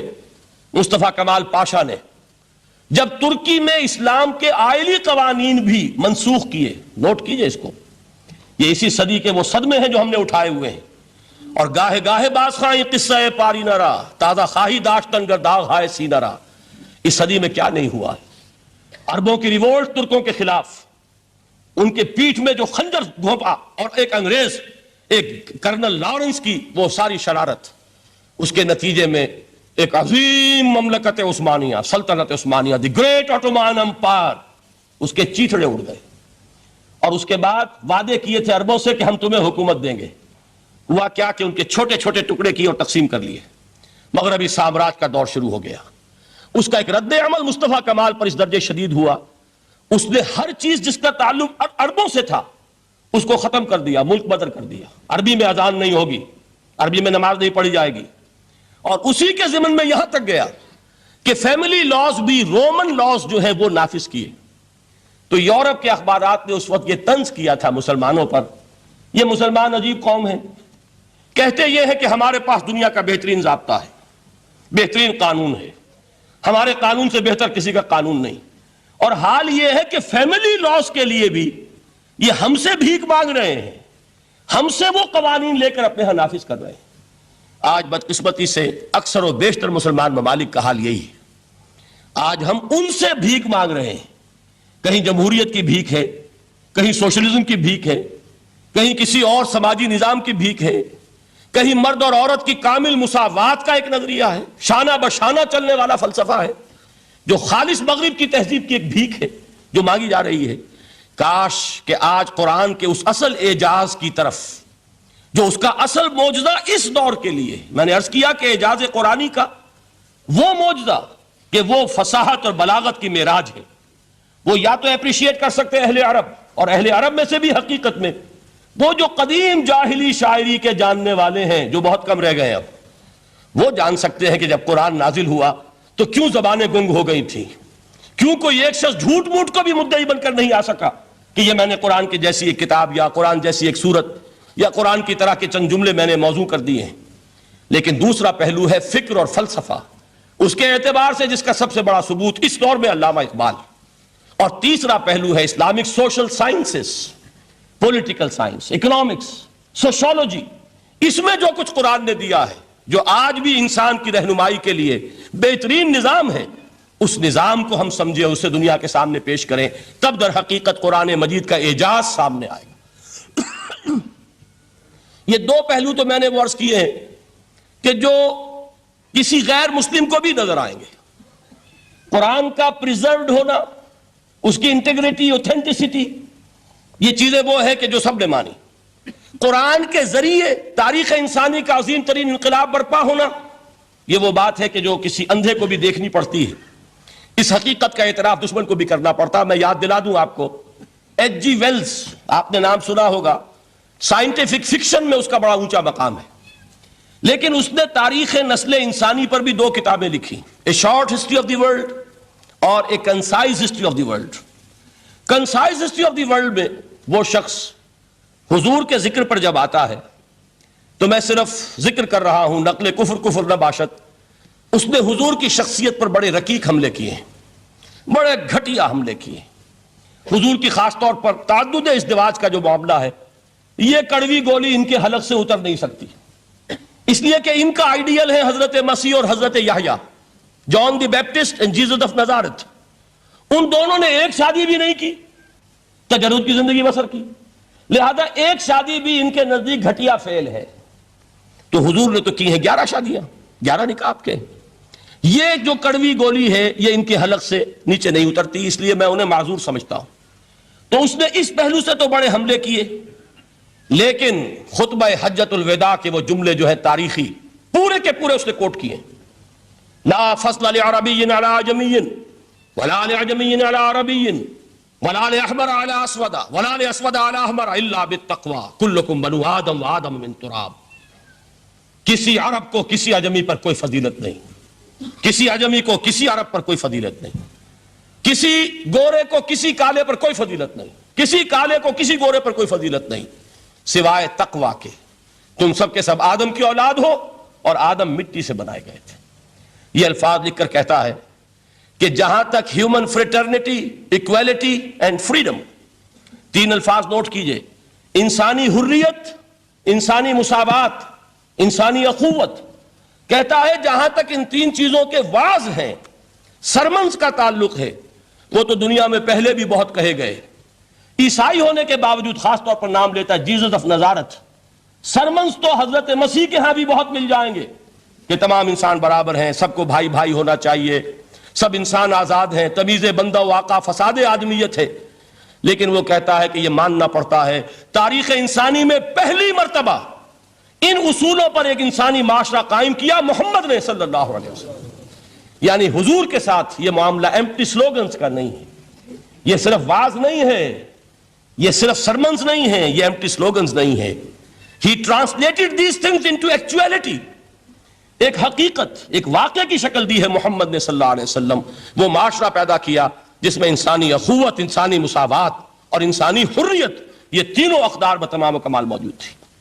یہی وجہ ہے اس صدی میں نوٹ کیجئے، گاندھی جی، موہن داس کرم چند گاندھی، جس کو آج پوری دنیا میں تسلیم کیا جاتا ہے، عالم عرب میں بھی مہاتما گاندھی کی بڑی عزت ہے. پنڈت نہرو کا کسی زمانے میں استقبال ہوا تھا ریاض میں، تو ہمیں بہت غصہ آیا تھا کہ مرحبا برسول السلام، welcome to the prophet of peace. یہ الفاظ تھے کہ جن سے پنڈت نہرو کا استقبال ہوا تھا. غصہ ہمیں بہت آیا، یہ رسول کا لفظ استعمال کر دیا انہوں نے. بعد میں ہم نے سوچا بھائی رسول کے معنی ان کے ہاں ایلچی کے ہیں، تو انہوں نے اس کو اپنی جو بھی غلطی میں سمجھا یا صحیح سمجھا، اس کو چھوڑ دیجئے، میں کوئی سیاسی گفتگو نہیں کرنا چاہتا. انہوں نے سمجھا کہ یہ شخص اس وقت امن کا پیغام بر ہے، لہذا اس کو ویلکم کیا ہے. بہرحال گاندھی جی کا جہاں تک معاملہ ہے، آپ کے علم میں ہے کہ پوری دنیا میں اس شخص کی عظمت کو تسلیم کیا گیا ہے. ہمارا معاملہ، ہندوستانی مسلمانوں کا معاملہ، یہ دوسرا ہے. وہ تو آپ کو معلوم ہے کہ جوتا جسے کاٹتا ہے اسے پتا چلتا ہے کہ یہ جوتی کاٹ رہی ہے، ورنہ دیکھنے والے کو پتا چلے گا بڑا خوبصورت جوتا ہے، بڑا عمدہ جوتا ہے، کوئی اس میں خرابی نہیں ہے. لیکن جسے وہ پنچ کر رہی ہو اسے پتا ہے کہ یہ ہے کیا. اس اعتبار سے ہمارا معاملہ علیحدہ ہے، لیکن دنیا کو بہت خوبصورت اور بہت ہی اعلیٰ اور بہت ہی اونچی شخصیت ایک نظر آتی ہے. بہرحال ایک پہلو سے یقیناً ماننا پڑے گا اس کی عظمت کو، کہ ہندو قوم کے لیے اور ہندوستان کے لیے، اس کی آزادی کے لیے جو عظیم جد و جہد کی ہے، اس میں کوئی شک نہیں. میں اس وقت جو بات عرض کرنا چاہتا ہوں کہ 1937 کا تصور کیجئے. 1937 میں آپ کو معلوم ہے 1935 میں قانون بنا تھا، اور پہلی مرتبہ الیکشنز ہوئے تھے بر صغیر میں 1937 میں، اور وہ ہوئے تھے صوبائی الیکشنز. ان کے نتیجے میں وزارتیں قائم ہوئی. مسلم لیگ نے بائیکاٹ کیا تھا الیکشن کو، لہذا پورے ہندوستان میں تمام صوبوں میں کانگریس کے وزراء کی وزارتیں بنی. ہریجن اخبار میں ایک مقالہ لکھا تھا گاندھی جی نے اس وقت، جس میں کہ ان کانگریسی وزراء کے سامنے نصیحت کے انداز میں یہ بات رکھی تھی کہ آج جب کہ آپ لوگوں کو اختیار مل رہا ہے اور حکومت، یہ پہلی انسٹالمنٹ تھی جو انگریزوں نے دی تھی ہمیں، سیلف رول یا ہوم رول کی پہلی انسٹالمنٹ تھی، تو جو بھی تمہیں اختیارات مل رہے ہیں اس میں میں تمہارے سامنے حضرت ابو بکر اور حضرت عمر کی مثال رکھتا ہوں. یہ ہے وہ بات کہ جادو وہ جو سر چڑھ کر بولے. عربی میں کہتے ہیں الفضل ما شہدت بہ الاعداء، اصل فضیلت وہ ہے جس کا کہ دشمن اعتراف کرے. مہاتما گاندھی اگر اعتراف کر رہا ہے کہ تاریخ انسانی کی عظیم ترین شخصیتیں حکومت کی سطح پر وہ ابو بکر اور عمر ہیں، تو ابو بکر اور عمر کس درخت کے پھل ہیں؟ وہ شجرہ طیبہ، شجرہ نبوت ہے کہ جس کے پھل ہیں ابو بکر اور عمر، جن کو تربیت دی ہے محمد نے صلی اللہ علیہ وسلم. تو معلوم ہوا کہ یہ چیزیں وہ ہیں کہ جس کا لوہا آج دنیا مان رہی ہے. لہذا ہمیں قرآن مجید کے اعجاز کے پہلو سے ان اعتبارات سے خود بھی توجہ کرنی چاہیے اور دنیا کو بھی ادھر متوجہ کرنا چاہیے. اب میں تبرکاً 3 مقامات سے میں نے آیات پڑھی ہیں. قرآن مجید کی عظمت کا وہ ادراک اور شعور جو ہمیں ہو سکتا ہے، ہم وہ کہ جو قرآن کو مانتے ہیں اللہ کا کلام، ہم اس بنیاد پر سمجھیں کہ اللہ نے اپنے کلام کی کیا مدح کی ہے. اور نمبر 2 یہ فارسی کا ایک مصرع ہے کہ قدر گوہر شاہ داند یا بداند گوہری، ہیرے جواہرات کی قدر و قیمت یا بادشاہوں کو معلوم ہوتی ہے جو ان میں کھیلتے ہیں، اور یا یہ کہ جوہری کو جو ان کا کاروبار کرتا ہے، جانتا ہے، پہچان ہے، پرکھتا ہے. عام آدمی کو کیا پتا اس کے ہاتھ پہ اگر کوئی آپ ہیرا رکھ دیں وہ سمجھے شاید کوئی کانچ کا ٹکڑا ہے، اسے اس کے اندر کوئی فرق محسوس نہیں ہوگا. قدر گوہر شاہ داند یا بداند گوہری، کہ ہیرے جواہرات جو ہیں ان کی قدر و قیمت کا اندازہ یا بادشاہوں کو ہوتا ہے یا جوہری کو ہوتا ہے. تو قرآن مجید کا عظمت کا صحیح ادراک یا اللہ کو ہے یا محمد الرسول اللہ کو ہے صلی اللہ علیہ وسلم. باقی جو کچھ دنیا دیکھتی ہے وہ تو وہ ظاہر کا ایک پہلو ہے، وہ تاریخی حقائق ہیں جو میں نے آپ کے سامنے رکھے. باقی قرآن مجید کی عظمت کا کوئی صحیح ادراک ہو سکتا ہے یا وہ اللہ تعالیٰ کی زبانی اور یا ہوگا محمد الرسول اللہ صلی اللہ علیہ وسلم کے فرامین کی روح سے. اسی لیے میں نے 3 جگہ سے آیات پڑھی ہیں. ایک مقام سے سورہ رحمان کی ابتدائی 4 آیات، سورہ یونس کی 2 آیات، سورہ حشر کی 1 آیت، اور 3 احادیث نبویہ ہیں جن کا میں نے ذکر کیا ہے، اس لیے کہ تیسری جو ہے وہ بہت طویل حدیث ہے، وہ پوری میں اس وقت نہیں پڑھ سکتا تھا. اس کے صرف ابتدائی اور آخری کلمات میں نے اس وقت آپ کو سنائے. میں تھوڑی سی تشریح ان کی کروں گا تاکہ قرآن مجید کی عظمت کا جو نقش میرے اور آپ کے قلب پر ہونا چاہیے وہ صحیح در حقیقت ان آیات اور احادیث کی روشنی میں ہمارے دلوں پر قائم ہو جائے. دیکھیے قرآن مجید کی عظمت یہ کلام ہے. اس کی کلام کی عظمت کا پہلا پہلو ہے متکلم کی عظمت کے اعتبار سے. عربی میں کہا جاتا ہے کہ کلام الملوک ملوک الکلام ہے. بادشاہوں کا کلام کلاموں کا بادشاہ ہوتا ہے. بادشاہ جب گفتگو کرے گا معلوم ہوگا شاہانہ انداز ہے. ایک کوئی بھکاری گفتگو کرے گا یا کوئی کجرا گفتگو کرے گا، سبزی فروش کرے گا، کوئی مچھلی فروش کرے گا، ہر ایک کا پتہ چل جائے گا کہ کون بولا. وہ جس کو کہتے ہیں کہ تانت باجی راگ پایا، 2 جملے کوئی شخص بولے گا پتہ چل جائے گا کتنے پانی میں ہے، اس کے علم کا، فضل کا، تہذیب کا، تمدن کا کیا معیار ہے. اس لیے کہ کلام جو ہے در حقیقت متکلم کی پوری شخصیت کی عکاسی کرتا ہے. اس کا مقام کیا ہے، اس کا مرتبہ کیا ہے، اس کے ذہن کی بلندی کیا ہے، اس کے فکر کی گہرائی کیا ہے، اس کے افق ذہنی کی وسعت کیا ہے، اس سب کا اندازہ ہوگا کلام سے. تو اب یہ کلام ہے اللہ کا. معلوم ہوا کہ اللہ کی صفات کا ایک کامل عکس قرآن مجید میں موجود ہے. یہ بات سمجھیے. اس کو قرآن نے کس طرح بیان کیا؟ یہ وہ لطیف حقائق ہیں جن کے لیے قرآن مجید تمثیل کا پیرایہ اختیار کرتا ہے. اب سورہ حشر کی تمثیل کیا ہے؟ لَوْ أَنزَلْنَا هَذَا الْقُرْآنَ عَلَى جَبَلٍ، اگر ہم نے اس قرآن کو کسی پہاڑ پر اتار دیا ہوتا، لَرَأَيْتَهُ خَاشِعًا مُتَصَدِّعًا مِّن خَشْيَةِ اللَّهِ، تم دیکھتے اس پہاڑ کو کہ اللہ کی خشیت سے دب جاتا اور پھٹ جاتا. وَتِلْكَ الْأَمْثَالُ نَضْرِبُهَا لِلنَّاسِ لَعَلَّهُمْ يَتَفَكَّرُونَ. اور یہ مثالیں ہیں جو ہم لوگوں کے لیے بیان کرتے ہیں تاکہ وہ تفکر سے کام لیں، غور و فکر کریں. اگر میں اور آپ قرآن کی عظمت سے واقف نہیں ہوں گے، اس بات کو نوٹ کر لیجئے، تو میں اور آپ اپنا وقت کیسے صرف کریں گے اس کے لیے؟ انسان کا ایٹیچیوڈ بڑا یوٹیلیٹیرین ہے، آج کے انسان کا خاص طور پر۔ وہ کسی ایسے ہی کام کے لیے وقت لگائے گا جس میں اس کے لیے فائدہ ہو، اور اس فائدے کی چیز اگر نہیں ہے تو اس کی طرف متوجہ نہیں ہوگا۔ اگر قرآن مجید کی عظمت کا ہمیں ادراک ہو جائے تو ہم اپنا پورا وقت اس کے لیے وقف کر دیں گے، اس کو سمجھیں گے، اس کی گہرائیوں میں غوطہ زنی کریں گے، جیسے اقبال نے کہا کہ قرآن میں ہو غوطہ زن اے مرد مسلمان۔ لیکن اگر یہ کہ اس کی عظمت کا ادراک نہ ہوا تو بس یہ کہ کبھی اتفاق ہو گیا کہ کھول لیا اور اس کو پڑھ لیا، پڑھ بھی لیا بغیر سمجھے، اور اس کا ثواب کسی اور کو پہنچا دیا۔ وہ آج حصول ثواب بھی نہیں رہا، ایصال ثواب ہی رہ گیا ہے۔ ورنہ یہ کہ بہرحال علامہ اقبال نے جو اس پر پھپتی چست کی ہے کہ بآیا تشترا کار جزی نیست کہ از یاسین او آسا بمیری، اس قرآن کی عظیم آیات سے اے مسلمان آج تیرا سروکار صرف اتنا رہ گیا ہے کہ کوئی شخص مر رہا ہو، عالم نزا میں ہو، تو اس کو یاسین سنا کر اس کی جان جلدی سے نکال دو، آسانی سے نکل جائے، بس یہ سروکار رہ گیا۔ میں یہ نہیں کہتا کہ نہ پڑھی جائے، حضور نے فرمایا ہے پڑھنی چاہیے، لیکن صرف یہ نہیں ہے اس کا مصرف۔ یہ تو انسانی زندگی کی رہنما کتاب بن کر نازل ہوئی ہے، اس کے اوپر اس اعتبار سے توجہ تم نہیں کر رہے ہو، بلکہ تمہاری اس کے ساتھ جو ہے دلچسپی صرف اتنی رہ گئی ہے۔ تو پہلی بات یہ کہ یہ سمجھیے کہ قرآن نے یہ تمثیل اختیار کی اپنے عظمت کے بیان کے لیے۔ اگر ہم نے اس قرآن کو پہاڑ پر اتار دیا ہوتا تو تم دیکھتے کہ وہ پھٹ جاتا اور دب جاتا۔ اب اس کو سمجھیے، القرآن یفسر بعضہ بعضا، قرآن کا ایک حصہ دوسرے حصے کی تفسیر کرتا ہے۔ سورہ اعراف میں واقع آیا ہے کہ حضرت موسیٰ علیہ السلام آپ کو معلوم ہے کہ کوہ طور پر اللہ تعالیٰ سے ہم کلامی کا شرف حاصل کرتے تھے، گفتگو ہو رہی ہے لیکن اللہ نظر نہیں آ رہا۔ اب اس کو اپنے اوپر طاری کیجئے کہ صاف سامنے آتے بھی نہیں، صاف چھپتے بھی نہیں۔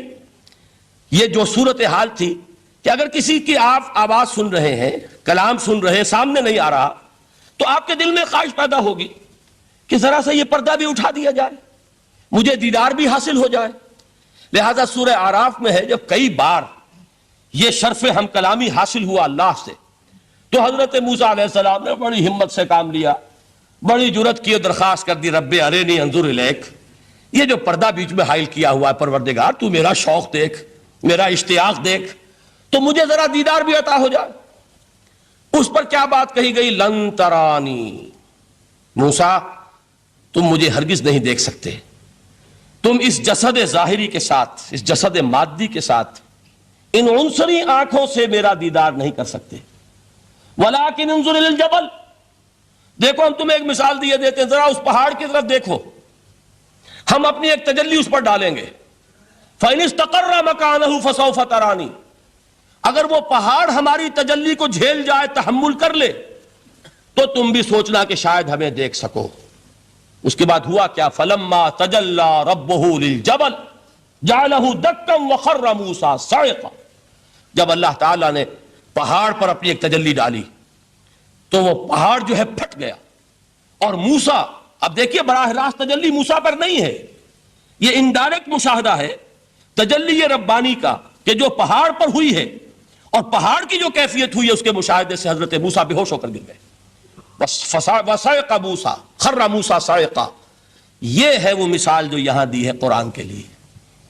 لَوْ أَنزَلْنَا هَذَا الْقُرْآنَ عَلَىٰ جَبَلٍ لَرَأَيْتَهُ خَاشِعًا مُتَصَدِّعًا مِنْ خَشْيَةِ اللَّهِ۔ نتیجہ کیا نکلا؟ انفر کیجئے، استدلال، استنتاج۔ نتیجہ یہ نکلا کہ جو تاثیر تجلی ذات ربانی کی ہے وہی تاثیر کلام ربانی کی ہے، صرف یہ ہے کہ ہمیں اس کا شعور نہیں، ہمیں اس کا ادراک نہیں۔ یہ بالکل ذات کی تجلی کی جو تاثیر تھی وہی قرآن خود بیان کر رہا ہے کہ اس کلام ربانی کی بھی۔ اس کو بھی علامہ اقبال نے خوب کہا ہے، فاش گویم آنچ در دل مزمرست، صاف کہہ دیتا ہوں جو کچھ میرے دل میں ہے، این کتابیں نیست چیزیں دیگر است، اسے کتاب نہ سمجھ بیٹھنا قرآن کو، یہ کتاب نہیں ہے، کچھ اور ہے۔ کچھ اور کیا ہے؟ مثل حق پنہاؤ ہم پیداستو، زندہ پائندہ گویاستو، یہ تو جیسے اللہ تعالیٰ کی ذات ہے، مثل حق، ذات حق سبحانہ و تعالیٰ کی طرح یہ زندہ ہے، پائندہ ہے، مثل حق۔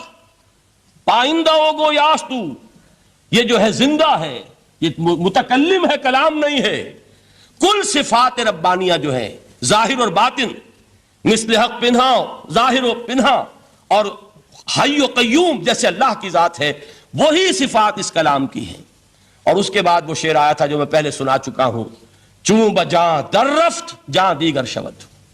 جب یہ قرآن کسی انسان کے اندر سرایت کر جاتا ہے، اس کے دل پر نازل ہوتا ہے۔ دیکھیے یہ الفاظ آپ کو کہیں اور نہیں ملیں گے۔ میرے نزدیک جہاں علامہ اقبال اس دور میں قرآن کی عظمت کا سب سے بڑا ثبوت ہے، وہاں عظمت قرآنی کے سب سے زیادہ واقف اور اس کا سب سے زیادہ شعور رکھنے والے بھی علامہ اقبال ہیں۔ یہ الفاظ آپ کو کہیں نہیں مل سکیں گے کہ مثل حق پنہاؤ ہم پیداستو، زندہ و پائندہ و گویاستو، چوں بجاں در رفت جہاں دیگر شود، جہاں چو دیگر شد جہاں دیگر شود۔ جب یہ انسانوں کے اندر سرایت کر جاتا ہے، ان کے اندر ایک انقلاب آ جاتا ہے، اور یہ اندر کا انقلاب ہے جو ایک عالمی انقلاب کا پیش خیمہ بنتا ہے۔ آپ آرڈیننس کے ذریعے سے نمازیں پڑھوائیں گے تو پھر نماز وہی پڑھی جائے گی جو آفس ٹائم میں آئے گی، باقی اور کیوں پڑھیں گے؟ وہ تو آرڈیننس کے ذریعے سے پڑھائی جا رہی ہے نا۔ اس کا حشر تو وہ ہوگا جو ہمارے ہاں دیکھا جا چکا ہے۔ اور اس وقت بھی، اس زمانے میں نے یہ سنا ایک جگہ کہ کلاس 4 امپلائیز جو ہیں، وہ شروع میں جب آرڈیننس نافذ ہوا تھا ہمارے ہاں تو دفتروں میں بڑا اہتمام ہوا، آفیسرز نے خاص طور پر بڑے اہتمام سے ظہر کی نماز پڑھنی شروع کی۔ لیکن مجھے بتایا گیا کہ کلاس 4 امپلائیز جو ہیں ہمارے، یہ ڈرائیورز ہیں، پیئنز ہیں، یہ کھڑے ہنستے رہتے ہیں، شریک نہیں ہوتے۔ میں نے ان سے کہا وہ اس لیے کہ انہیں معلوم ہے کہ آپ بھی تو یہی پڑھ رہے ہیں صرف نماز، باقی آپ کے ڈرائیور سے اور آپ کے خانسامہ سے یہ بات چھپی ہوئی نہیں ہے کہ عصر آپ نے بھی نہیں پڑھنی، یہ صرف زور ہے جو آپ پڑھ رہے ہیں۔ تو یہ اصل میں اندر کا انقلاب جب تک نہ آئے، باہر کا ٹھونسا ہوا انقلاب، وہ تو جب پریشر ہٹ جائے گا تبدیلی ختم ہو جائے گی۔ چوں بجاں در رفت جہاں دیگر شود، اندر انقلاب آئے، جب اندر تبدیلی ہو جائے گی اب انسان کا پورا وجود بدلے گا، پھر اس کے اندر سے تبدیلی جو ہے وہ ابھرے گی، اسے کسی خارجی دباؤ کی ضرورت نہیں ہوگی۔ جہاں چو دیگر شد جہاں دیگر شود۔ اور جب انسانی شخصیتوں کے اندر یہ انقلاب اندر سے آتا ہے تو پھر وہ عالمی انقلاب بنتا ہے، جیسے کہ محمد رسول اللہ کا انقلاب۔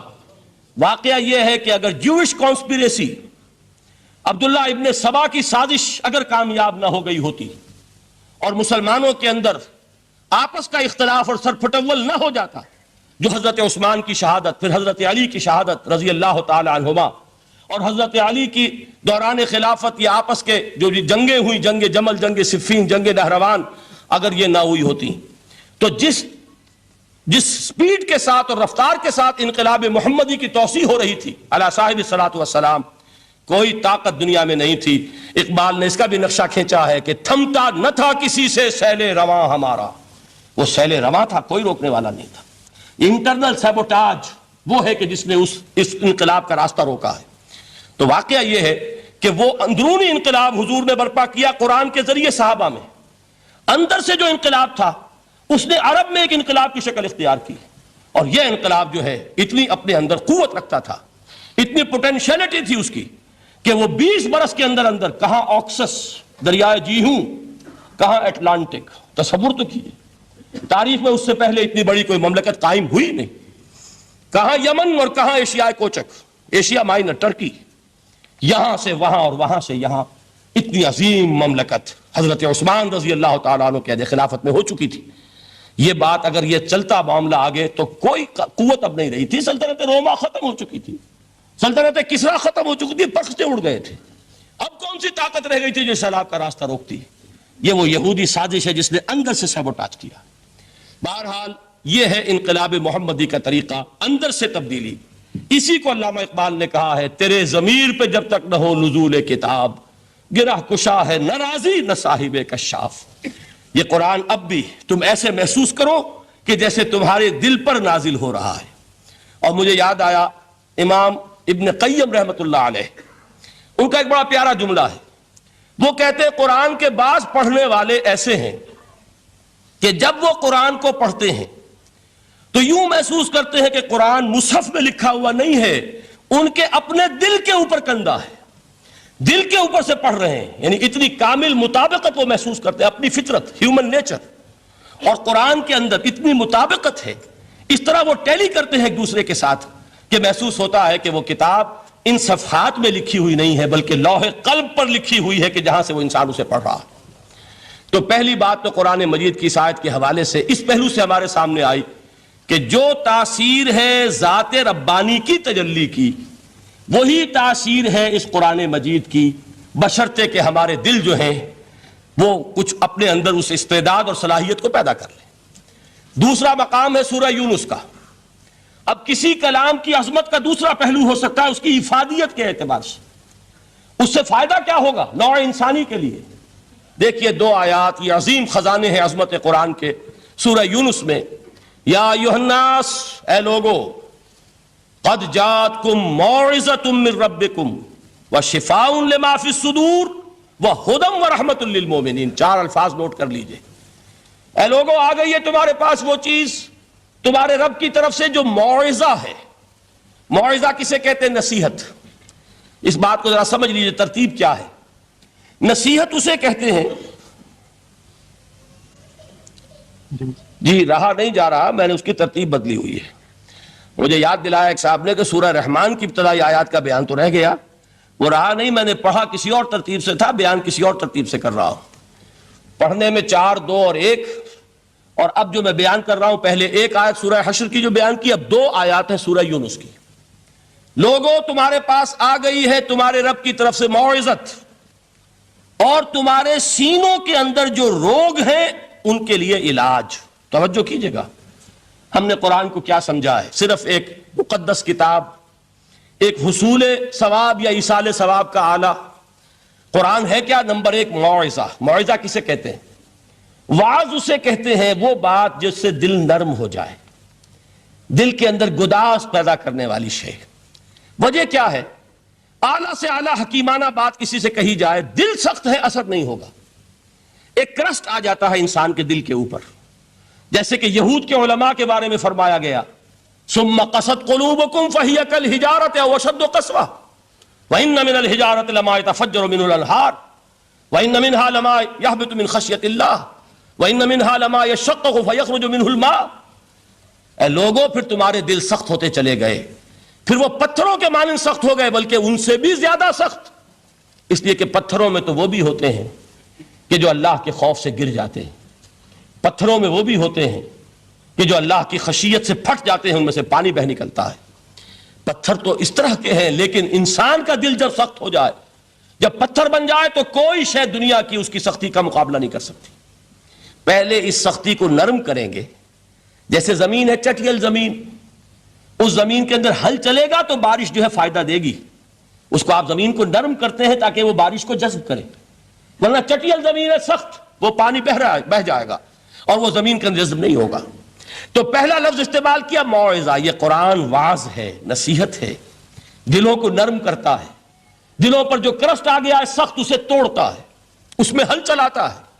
پھر کیا کرتا ہے؟ پھر جب یہ جذب ہوتا ہے، شفاء لما فی الصدور، جو سینے کے روگ ہیں ان کے لیے شفا ہے۔ اب آپ غور کیجئے گا، علامہ اقبال نے انہی 2 اعتبارات سے مسلمانوں کا مرثیہ کہا ہے کہ مسلمانوں نے اس قرآن کو نہ موعظہ کے لیے استعمال کیا اور نہ تزکیہ نفس کے لیے استعمال کیا، بلکہ اس کو تو صرف بنا لیا ہے وہ جان آسانی سے نکالنے کا نسخہ یا ایصال ثواب کا آلہ۔ چنانچہ کہتے ہیں واعظ کے لیے واعظ دستاں زن و افسانہ بند۔ واعظ جو ہے ہمارے داستانے کہتے ہیں، افسانے کہتے ہیں، قصے کہتے ہیں، لطیفے کہتے ہیں۔ معنی او پست و حرف او بلند، اس کے بیان میں معنی تو ہوتے ہیں بہت ہی گھٹیا، نیچے کے، پست، الفاظ کا شکو ہوتا ہے، الفاظ بہت اونچے ہوتے ہیں۔ از خطیب و دیلمی گفتار او با ضعیف و شاذ و مرسل کار او، سارا واعظ و نصیحت جو ہو رہا ہے وہ ضعیف حدیثوں کے ذریعے سے، ضعیف روایات بخاری کی ہو، مسلم کی ہو، ترمذی کی ہو، ابن ماجہ کی ہو۔ کہاں خطیب بغدادی اور دیلمی، وہ کتابیں کہ جن کی کوئی سند نہیں ہے، وہاں کی روایات کے ذریعے سے لوگوں کو تذکیر کرنے کی کوشش کر رہے ہیں۔ با ضعیف و شاذ و مرسل کارہو، ضعیف روایات، شاذ روایات، مرسل روایات، جن کا سلسلہ روایت محمد الرسول اللہ تک متصل نہیں ہے، اس کے ذریعے سے کر رہے ہیں، حالانکہ موعظہ، سب سے بڑا موعظہ یہ قرآن تھا۔ قرآن کہتا ہے خود فذکر بالقرآن من یخاف وعید، اے محمد صلی اللہ علیہ وسلم آپ اس قرآن کے ذریعے نصیحت کیجئے، یہ قرآن ہے جو دلوں کی سختی کو ختم کرے گا، گداز پیدا کرے گا۔ دوسری طرف علامہ اقبال کیا کہتے ہیں کہ جہاں تک ہمارے ہاں جو بھی تصوف کے معروف حلقے ہیں، صوفیاء حق کی بات نہیں کہہ رہا، وہاں قوالی ہو رہی ہوگی تو حال آ جائے گا، صوفی پشمینہ پوش حال مست، از شراب نغمہ قوال مست، قوال سے جو کچھ مل رہا ہے، حال آ رہا ہے، مستی آ رہی ہے، کیف اور سرور حاصل ہو گیا ہے، صوفی پشمینہ پوش حال مست از شراب نغمہ قوال مست۔ لیکن یہ کہ اس کی محفل میں در نمی سازد بقرآن محفلش، اس کی محفل میں قرآن کا کہیں گزر نہیں ہے۔ جبکہ محمد الرسول اللہ صلی اللہ علیہ وسلم کی بھی ایک محفل ہوتی تھی، محفل سماع۔ وہ محفل سماع کیا تھی؟ حضور صحابہ سے فرمائش کر کر کے قرآن سنتے تھے۔ حضرت عبداللہ ابن مسعود رضی اللہ تعالیٰ عنہ کی روایت موجود ہے کہ مجھے ایک مرتبہ حکم دیا حضور نے کہ قرآن سناؤ۔ میں نے عرض کیا حضور آپ کو سناؤں؟ آپ پر تو نازل ہوا ہے۔ تو حضور نے فرمایا نہیں، مجھے کسی اور سے سن کر کچھ اور لطف حاصل ہوتا ہے۔ اب امتثال امر میں حضرت عبداللہ ابن مسعود رضی اللہ تعالیٰ عنہ نے سورہ نساء پڑھنی شروع کی۔ 41ویں آیت پر پہنچے، چشم تصور سے دیکھیے کہ حضور بھی تشریف فرما ہے، صحابہ کرام کی محفل ہے، اور صحابہ کیسے بیٹھا کرتے تھے ادب کے ساتھ۔ ایک روایت میں الفاظ آئے ایسے بیٹھتے تھے ساکت و صامت ہو کر، بالکل خاموش، سکون، ساکن اور ساکت اور صامت، کہ جیسے ان کے سروں پر پرندے بیٹھے ہیں کہ ذرا جنبش کریں گے تو پرندہ اڑ جائے گا، اس ادب کے ساتھ۔ تو وہ محفل جو ہے حضور صلی اللہ علیہ وسلم کی، اور ایک صحابی حضرت عبداللہ ابن مسعود گردن نیچی کیے ہوئے ہیں اور قرآن پڑھتے چلے جا رہے ہیں۔ جب اس آیت پر پہنچے فَكَيْفَ إِذَا جِئْنَا مِن كُلِّ أُمَّةٍ بِشَهِيدٍ وَجِئْنَا بِكَ عَلَىٰ هَٰؤُلَاءِ شَهِيدًا، کیا ہوگا اس دن جس دن کہ ہم ہر امت پر ایک گواہ کھڑا کریں گے، اور اے نبی آپ کو گواہ بنا کر لائیں گے ان کے خلاف، آپ کو یہ ٹیسٹیفائی کرنا ہوگا کہ اللہ تیرا جو کلام میرے پاس آیا تھا میں نے پہنچا دیا تھا، اب ان کی ذمہ داری ہے، they are accountable, they are responsible۔ اس پر حضور نے فوراً فرمایا حسبک حسبک، بس کرو بس کرو۔ اور حضرت عبداللہ ابن مسعود فرماتے کہ میں نے جب نگاہ اٹھا کر دیکھا حضور کے آنکھوں سے آنسو روا تھے۔ یہ ہے سماع، یہ محفل سماع ہے، کاش کہ اللہ تعالی ہمیں اس کی توفیق عطا فرمائے۔ یہ ہے مسنون محفل سماع، اس قرآن کے اندر وہ گداز ہے۔ آیا کہ نہیں 7ویں پارے کے بالکل آغاز میں وَإِذَا سَمِعُوا مَا أُنزِلَ إِلَى الرَّسُولِ تَرَىٰ أَعْيُنَهُمْ تَفِيضُ مِنَ الدَّمْعِ مِمَّا عَرَفُوا مِنَ الْحَقِّ يَقُولُونَ رَبَّنَا آمَنَّا فَاكْتُبْنَا مَعَ الشَّاهِدِينَ۔ تو یہ ہے دوسری چیز کہ در حقیقت تزکیہ نفس کا ذریعہ یہ قرآن ہے۔ سینوں میں جو روگ ہیں، حب دنیا، حب مال، حب شہرت، حب اقتدار، جس کو کہ ایڈلر کہتا ہے دی ارج ٹو ڈومینیٹ، میرا غلبہ ہو، میرا تسلط ہو، میں نمایاں ہو جاؤں، میری حکومت بن جائے، اختیار میرے ہاتھ میں آ جائے، دی ارج ٹو ڈومینیٹ، یہ ساری ارجز ہیں ہماری در حقیقت جس سے فساد رونما ہے۔ یہ حب مال ہے جس کی وجہ سے ہمارے اندر تنافس ہے۔ الہاکم التکاثر حتی زرتم المقابر، یہ کثرت اور بہتات کی طلب تمہیں غافل کیے رکھتی ہے یہاں تک کہ قبروں تک جا پہنچتے ہو۔ آنکھ انسان کی کھل نہیں پاتی، جس کے پاس 10 نسلوں کے لیے کھانے کو موجود ہے اس کی بھی ہرس جو ہے اور مزید کا لالچ جو ہے وہ ختم نہیں ہوتا۔ یہ چیزیں ہیں اصل روگ، ان دلوں کے روگوں کا اور سینوں کے اندر کے ان امراض کا علاج قرآن ہے۔ یا ایھا الناس قد جاءتکم موعظۃ من ربکم وشفاء لما فی الصدور۔ اب جب یہ دو چیزیں ہو جائیں گی، اب تیسرا لفظ ہے ہدن۔ ہدایت بیکار ہے جب تک دل میں گداز نہ ہو، ہدایت بیکار ہے جب تک کہ نیت درست نہ ہو۔ کوئی شخص بڑا عالم ہے لیکن اپنے علم کو اس نے ذریعہ بنایا ہے دنیا کمانے کا، تو در حقیقت یہ قرآن اس کے حق میں ہدایت نہیں ہے، اس کے حق میں عذاب خدا بندی کا ذریعہ بن رہا ہے۔ حضور نے خود فرمایا القرآن حجت لک او علیک، یہ قرآن یا تمہارے حق میں حجت ہے یا تمہارے خلاف حجت بنے گا قرآن کے قیامت کے دن۔ اس لیے کہ ایک شخص اس کو دنیا کمانے کا ذریعہ بنا رہا ہے، ایک شخص اس کو شہرت کے حصول کا ذریعہ بنا رہا ہے، ایک شخص علم کو ذریعہ بنا رہا ہے دنیا میں نمایاں ہونے کا، اپنی تعریف کا۔ حضور نے فرمایا کہ قیامت کے دن سب سے پہلے 3 افراد کا معاملہ پیش ہوگا عدالت خداوندی میں۔ ایک وہ جو بڑا عالم سمجھا جاتا تھا، اس سے بڑا علم پھیلا۔ دوسرا وہ جو بہت صاحب ثروت تھا، اس نے بہت خیرات کے کاموں میں پیسہ لگایا۔ تیسرا وہ جو دنیا میں شہید سمجھا جاتا تھا کہ اللہ کی راہ میں جنگ کرتے ہوئے جان دے دی۔ اللہ ان تینوں سے جو اس کو نعمتیں دی تھی ان کا ذکر کر کے پوچھے گا کہ میں نے تمہیں یہ دیا، تمہیں یہ دیا، تمہیں یہ دیا، تم کیا کر کے لائے؟ وہ شہید کہے گا کہ اللہ میں نے تیری راہ میں جنگ کی اور اپنی جان دے دی تاکہ تو راضی ہو جائے۔ اللہ فرمائے گا کذبتا، تو نے جھوٹ بولا، انک قد قاتلت لئن یقال جریء، تو نے تو یہ جنگ اس لیے کی تھی کہ کہا جائے کہ بڑا جری ہے، بڑا بہادر ہے۔ یہ لوگوں سے بہادری کے تمغے لینا تمہارا مقصود تھا۔ وقد قیل، وہ کہا جا چکا ہے، اب یہاں تمہارے لیے کچھ نہیں۔ اور فرشتوں کو حکم ہوگا اور وہ اوندے منہ اس کو گھسیٹتے ہوئے جہنم میں جھونک دیں گے۔ دنیا میں شہید سمجھا جا رہا ہے، آخرت میں جہنمی ہے۔ یہی حال اس عالم کا ہوگا، یہی حال اس دولت مند کا ہوگا۔ تم نے یہ علم پھیلایا تھا کہ تمہارے علم کا چرچا ہو جائے، تمہاری شہرت ہو جائے، لوگ تمہاری دست بوسی کرنے لگیں، لوگ تم سے جھک کر ملیں۔ وہ دنیا میں ہو گیا، تمہارا مطلوب مل چکا، تمہارا مقصود حاصل ہو چکا، اب یہاں کچھ نہیں۔ تو جان لیجئے کہ جب تک دلوں کے روگ درست نہ ہوں، علم بیکار ہے، ہدایت قطعاً غیر مفید ہے۔ پہلے دلوں کا کرسٹ اترے، اس کی سختی دور ہو، یہ ہے موعظہ۔ دلوں کے اندر سے حب جاہ، حب دنیا، حب مال نکلے، یہ ہے تزکیہ۔ شفاء لما فی الصدور، اب ہدایت خداوندی، اب راستہ آپ دیکھیں گے اور اس راستے پر چلیں گے۔ یہ ہدایت جو ہے دنیا میں، یہی آخرت میں رحمت کی شکل میں ظاہر ہوگی۔ جنہوں نے اس قرآن کی ہدایت سے فائدہ اس دنیا میں اٹھایا، آخرت میں رحمت خداوندی کی بدلیاں ان پر سائے کریں گی۔ ایک حدیث میں تو باقاعدہ الفاظ آئے ہیں کہ سورہ بقرہ اور سورہ آل عمران یہ 2 بدلیوں کی صورت میں ظاہر ہوں گی میدان حشر میں، اور ان لوگوں پر سایہ کریں گی کہ جن کو ان سے بڑی محبت تھی۔ یہ 4 الفاظ نوٹ کر لیجئے اسی ترتیب کے ساتھ۔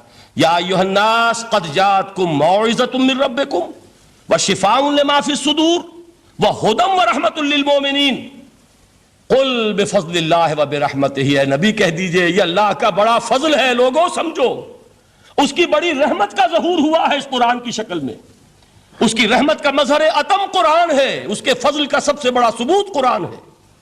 فَبِذَلِكَ فَلْيَفْرَحُوا، اس پر انہیں خوشیاں منانی چاہیے۔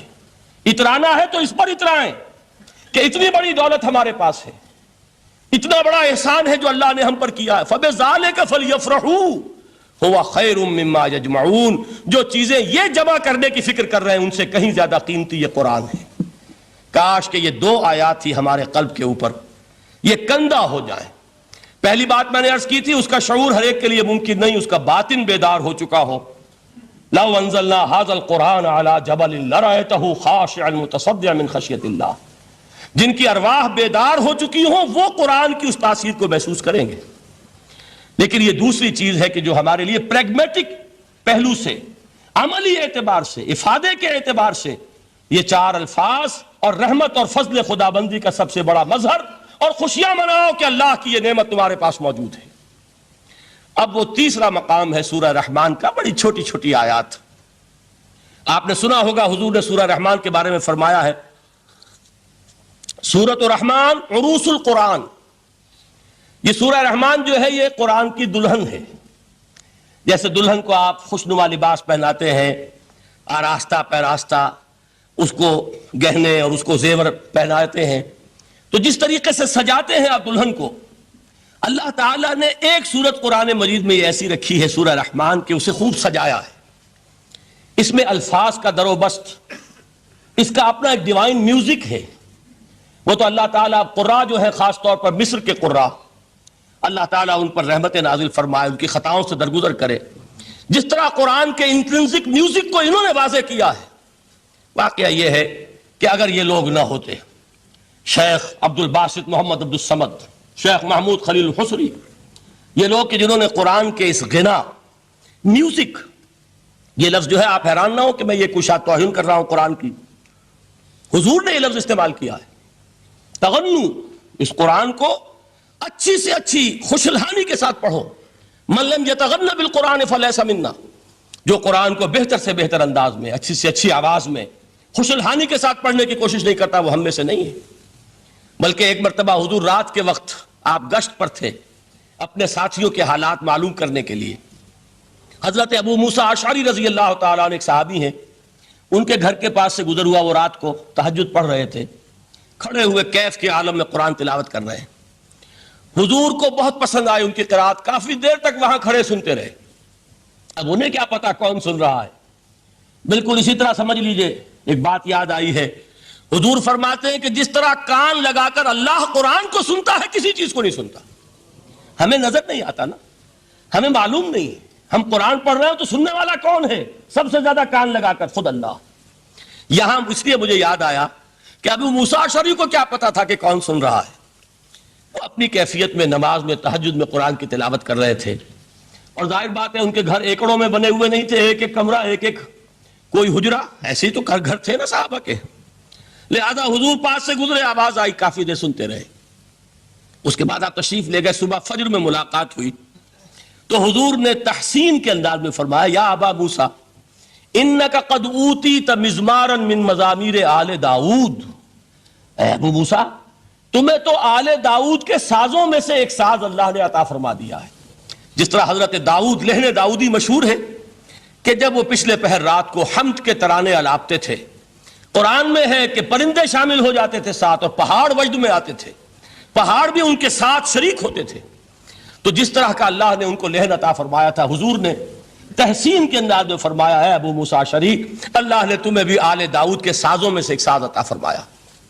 بہرحال قرآن مجید کا جو یہ میوزک ہے, قرآن کے الفاظ کا جو حسن ہے, جہاں تک حسن معنوی ہے وہ تو ہر لفظ میں ہے, لیکن یہ حسن ظاہری, حسن صوتی, حسن لفظی, یہ اپنے کلائمیکس پر آپ کو نظر آئے گا سورہ رحمان میں.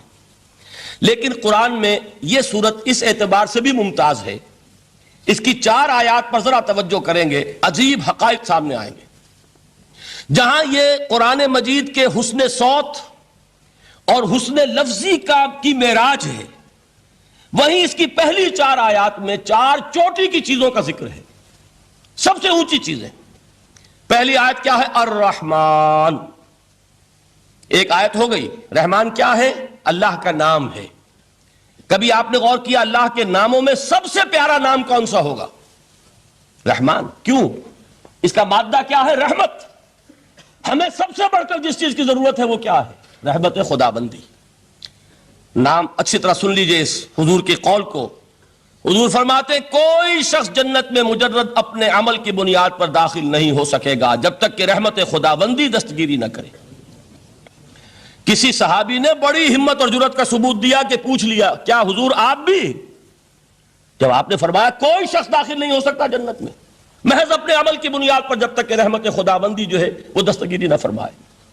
پوچھا گیا کیا آپ بھی؟ آپ نے فرمایا ہاں میں بھی. آپ اندازہ کیجئے کہ اگر محمد الرسول اللہ بھی رحمت خداوندی کے ضرورت مند ہوں تو تاب دیگراں چہ رسد, ہماری تو سب سے بڑی ضرورت رحمت خداوندی ہے. اب یہ رحمت جو ہے قرآن مجید میں اللہ تعالیٰ کی یہ شان 2 الفاظ کے ذریعے سے آتی ہے, رحیم اور رحمان. اور کوئی مادہ نہیں ہے جس سے 2 نام بنتے ہوں اللہ کے, لیکن یہ مادہ ہے واحد رحمت کا کہ جس سے رحمان بھی ہے رحیم بھی ہے. رحیم صفت مشبہ ہے, رحمت دائم ہو جائے گی, مستقل ہوگی تو رحیم کہیں گے. اور رحمان اس میں رحمت کی ہے وہ شان ہے کہ جیسے ٹھاٹھے مارتا ہوا سمندر ہو, ہیجان کی کیفیت, طوفانی کیفیت, رحمت خداوندی کا طوفانی جوش, وہ ہے رحمان. آپ تو رہتے اس علاقے میں ہیں, آپ کو معلوم ہے عرب اگر بھوکا مرا جا رہا ہو تو کیا کہے گا؟ انا جوعان. پیاسا مرا جا رہا ہو انا عطشان. بہت غضبناک ہوگا غضبان. غضبان آصفہ قرآن میں آیا ہے, بہت غضبناک. رحمان جس کی رحمت جو ہے جوش میں ہے, ٹھاٹھے مارتے ہوئے سمندر کے مانند. تو یہ اللہ تعالیٰ کے ناموں میں سب سے پیارا نام. اب آگے چلیے. الرحمن علم القرآن. رحمان نے قرآن سکھایا. رحمت خداوندی کا سب سے بڑا مظہر, رحمان کی رحمانیت کا سب سے بڑا مظہر قرآن ہے. ان میں جو منطقی ربط ہے اس کو سمجھتے جائیے. اچھا آپ یہ سوچئے جو علم بھی انسان کو حاصل ہوا وہ کس نے دیا؟ اللہ نے. سائنس کا علم کس نے دیا؟ اللہ نے علم آدم الاسماء کلھا، وہ علم الاسماء جو حضرت آدم کو دے دیا گیا تھا ازل میں، یہ اسی کا ظہور ہے، یہ اسی کی ایکسفولیشن ہے جو ہو رہی ہے اور ہوتی رہے گی ابھی۔ اور دوسرے علم ہے وہ کس نے دی؟ اللہ نے دیے۔ لا یحیطون بشیء من علمہ الا بما شاء، مخلوق میں سے کوئی اللہ کے علم میں سے کسی شے کا احاطہ نہیں کر سکتا مگر وہ جتنا اللہ دینا چاہے۔ لیکن یہ کہ تمام علوم میں چوٹی کا علم قرآن، نوٹ کرتے جائیے، اب چوٹی کی چیزیں جمع کیجئے۔ اللہ کے ناموں میں چوٹی کا نام رحمان، اللہ نے جو کچھ انسان کو سکھایا اس میں چوٹی کا علم قرآن۔ خلق الانسان، انسان کو پیدا فرمایا۔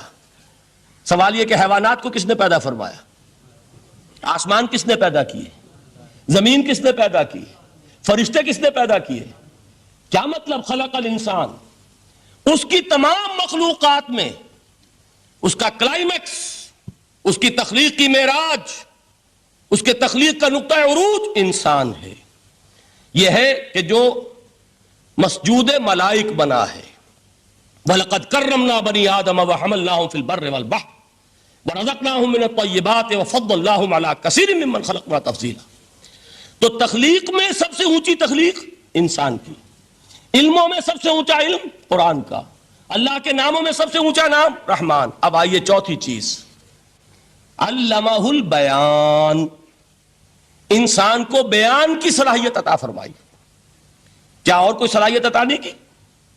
بینائی کس نے دی؟ اللہ نے۔ اسی طریقے سے سماعت کس نے عطا فرمائی؟ اللہ نے۔ کتنی فیکلٹیز ہیں، کتنے ایکسٹرنل آرگنز ہیں سینس کے، کتنے انٹرنل سینسز ہیں جو اللہ نے دیے ہیں۔ لیکن یہاں بھی سمجھ لیجئے جتنی فیکلٹیز ہیں ہیومن فیکلٹیز، ان میں ٹاپ کی فیکلٹی جو ہے وہ اسپیچ ہے، کلام ہے، بیان ہے۔ جن لوگوں نے میڈیکل سائنس کا مطالعہ کیا ہے وہ جانتے ہیں کہ یہ برین ہے، ہیومن برین، اس برین میں جو وہ اوپر ایک زرد سا مادہ ہوتا ہے، گرے میٹر، اس کی ایک کوٹنگ ہوتی ہے، یہ ہائیسٹ ایوالوڈ فارم ہے، اور اس میں سب سے بڑا رقبہ جو ہے وہ اسپیچ سینٹر کہلاتا ہے۔ اسی لیے انسان کو حیوان ناطق کہتے ہیں۔ حیوان کے اور انسان کے مابین امتیاز قائم کیا گیا، نطق، گویائی، بولنا۔ اب یہ کیا چیز ہوئی؟ انسان کی صلاحیتوں میں سے سب سے اونچی صلاحیت۔ 4 آیتیں ہو گئی نا۔ اللہ کے ناموں میں سب سے چوٹی کا نام رحمان، اس نے جو علوم پیدا کیے ان میں چوٹی کا علم قرآن، اس نے جو مخلوقات پیدا فرمائی ان میں چوٹی کی مخلوق انسان، انسان کو جو صلاحیت اور استعدادات عطا فرمائی ان میں چوٹی کی استعداد بیان۔ جمع کیجئے، نتیجہ کیا نکلے گا؟ وہ نتیجہ ایک حدیث نبوی کی شکل میں سامنے آتا ہے۔ پہلی حدیث میں نے یہی پڑھی تھی، اس کے راوی کون ہے؟ عثمان ابن عفان۔ میں حیران ہوتا ہوں وہ قافیہ یہاں بھی موجود ہے، رحمان، قرآن، بیان، انسان، عثمان، عفان، باپ کا نام بھی اسی وزن پر ہے، عثمان ابن عفان۔ عن عثمان ابن عفان رضی اللہ تعالی عنہ قال قال رسول اللہ صلی اللہ علیہ وسلم، حضرت عثمان شہید مظلوم ذو النورین رضی اللہ تعالی عنہ فرماتے ہیں کہ اللہ کے رسول صلی اللہ علیہ وسلم نے فرمایا، خیرکم من تعلم القرآن وعلمہ، تم میں سے بہترین لوگ وہ ہیں جو قرآن سیکھیں اور سکھائیں۔ قوت بیان جو تمہاری ٹاپ فیکلٹی ہے، اس کا استعمال کسی گھٹیا کام کے لیے نہیں ہونا چاہیے۔ دیکھیے اردو میں محاورہ ہے کہ توپ سے مکھی نہیں ماری جاتی۔ توپ بنائی گئی ہے کسی بڑی شے کے لیے، مکھی مارنے کے لیے توپ استعمال نہیں ہوتی۔ یہ قوت بیان جو ہے، جو ٹاپ موسٹ فیکلٹی ہے ہیومن، جو فیکلٹیز ہیں ان میں سے، اس کا استعمال بھی ٹاپ موسٹ ہونا چاہیے۔ قرآن کو بیان کرو۔ وہ جیسے کہ علامہ اقبال نے کہا ہے، بلکہ غالباً ان کے قبر پر آس پاس جو اشعار لکھے ہوئے ان میں سے ایک یہ بھی ہے، اگر یک قطرہ خونداری، اگر مشتے پرے داری، بیابامن تو آموزم طریق شاہ بازی را۔ اگر تمہارے اندر ایک قطرہ بھی خون کا ہے اور مٹھی بھر بھی پر اگر اللہ نے دیے ہیں تو ہے میرے پاس آؤ کہ میں تمہیں شاہبازی کے طریقے سکھاؤں۔ اسی طرح جان لیجئے اگر اللہ نے قوت گویائی عطا فرمائی، اگر اللہ نے تمہیں حیوان ناطق بنایا، اگر اللہ تعالیٰ نے تمہیں یہ صلاحیت عطا فرمائی، اس صلاحیت کا مصرف دنیا کو نہ بناؤ، اس صلاحیت کا مصرف اللہ کے کلام کو پھیلانے پر اس کو صرف کرو۔ خیرکم من تعلم القرآن وعلمہ، خیر جب لفظ آتا ہے بغیر من کے ورنہ تو آتا خیر من ہو تو یہ ہوگی کمپیریٹو جو ایک ایڈجیکٹو جو ہوتی ہے، لیکن یہ سپرلیٹو ڈگری ہے جب بغیر من کے ہوگا. خیرکم، دی بیسٹ امنگسٹ یو، جو تم میں بہترین لوگ ہیں وہ کون ہیں؟ من تعلم القرآن وعلمہ، جو قرآن سیکھیں اور سکھائیں، قرآن پڑھیں اور اسے بیان کریں. آج جان لیجئے سب سے بڑی ضرورت اس بات کی ہے کہ آج کا قرآن پڑھیں. آپ حیران ہوں گے کہ یہ کیا کہا اس میں. دیکھیے قرآن اترا ہے 1400 برس پہلے، لیکن تا قیام قیامت نوع انسانی کو جتنے مسائل درپیش ہوں گے ان سب کا حل اس میں ہے. البتہ کھودنا پڑے گا، گہرائی میں اترنا ہوگا. ایک قرآن کی سطح ہے، اس سطح نہیں، اس کی گہرائیوں کے اندر غوطہ زنی کرو. قرآن میں ہو غوطہ زن اے مرد مسلمان. اور آج کا قرآن یعنی آج کی ہدایت جو اللہ نے اس میں رکھی ہوئی ہے، ڈگ اٹ آؤٹ، اس کو نکالو اس کے اندر سے. ابھی میں حدیث تو آپ کو سناؤں گا، اس میں یہ تصور آئے گا سامنے اور واضح ہو کر. آج کے انسان کی رہنمائی اس قرآن سے اخذ کر کے انسان تک پہنچاؤ، یہ ہے فریضہ محمد الرسول اللہ کی امت کا صلی اللہ علیہ وسلم. آپ نے وہ حدیث سنی تھی کہ بلغوا انی ولو آیۃ. حضور نے خطبہ حجۃ الوداع میں پہلے تو گواہی لی مسلمانوں سے، 1.25 لاکھ کا مجمع جمع تھا. حجۃ الوداع آخری حج. آپ نے اپنے خطبے میں، جس کے چند جملے میں سنا چکا ہوں آپ کو ایچ جی ویلز کے حوالے سے، اپنی تعلیمات کے اہم نکات کو بار بار دہرا کر بیان کیا، ہیمر کیا، اچھی طرح ذہنوں میں اتارا. اس کے بعد ایک سوال کیا، الا هل بلغت، لوگوں میں نے پہنچا دیا کہ نہیں؟ اور پورے مجمع نے کہا انا نشہد انک قد بلغت. بلکہ ایک روایت میں الفاظ بڑے پیارے آئے ہیں، انا نشہد انک قد بلغت الرسالۃ وادیت الامانۃ ونصحت الامۃ وکشفت الغمۃ. ہاں حضور ہم گواہ ہیں، آپ نے امانت ادا کرنے کا حق ادا کر دیا، رسالت کے فرائض کا حق ادا کر دیا، امت کی خیر خواہی کا حق ادا کر دیا، اور آپ نے گمراہی کے پردوں کو چاک کر دیا، اندھیروں کو چاک کر دیا. 3 مرتبہ حضور نے سوال کیا، 3 مرتبہ جواب لیا. پھر آپ نے نگاہ آسمان کی طرف اٹھائی، انگشت شہادت سے 3 مرتبہ اشارہ کیا، اللہم اشہد، اللہم اشہد، اللہم اشہد، اے اللہ تو بھی گواہ ہے، یہ مان رہے ہیں کہ میں نے یہ قرآن ان تک پہنچا دیا. یعنی جسے آپ انگریزی میں کہتے ہیں سائی آف ریلیف، کہ ایک بڑا بھاری بوجھ آ پڑا تھا، بڑی ذمہ داری تھی. انا سنلقی علیک قولا ثقیلا، اے محمد ہم آپ پر ایک بڑی بھاری بات ڈالنے والے ہیں. اے اللہ گواہ ہے کہ وہ بوجھ میرے کاندھے سے اتر گیا. یہ تسلیم کر رہے ہیں کہ میں نے حق امانت ادا کر دیا.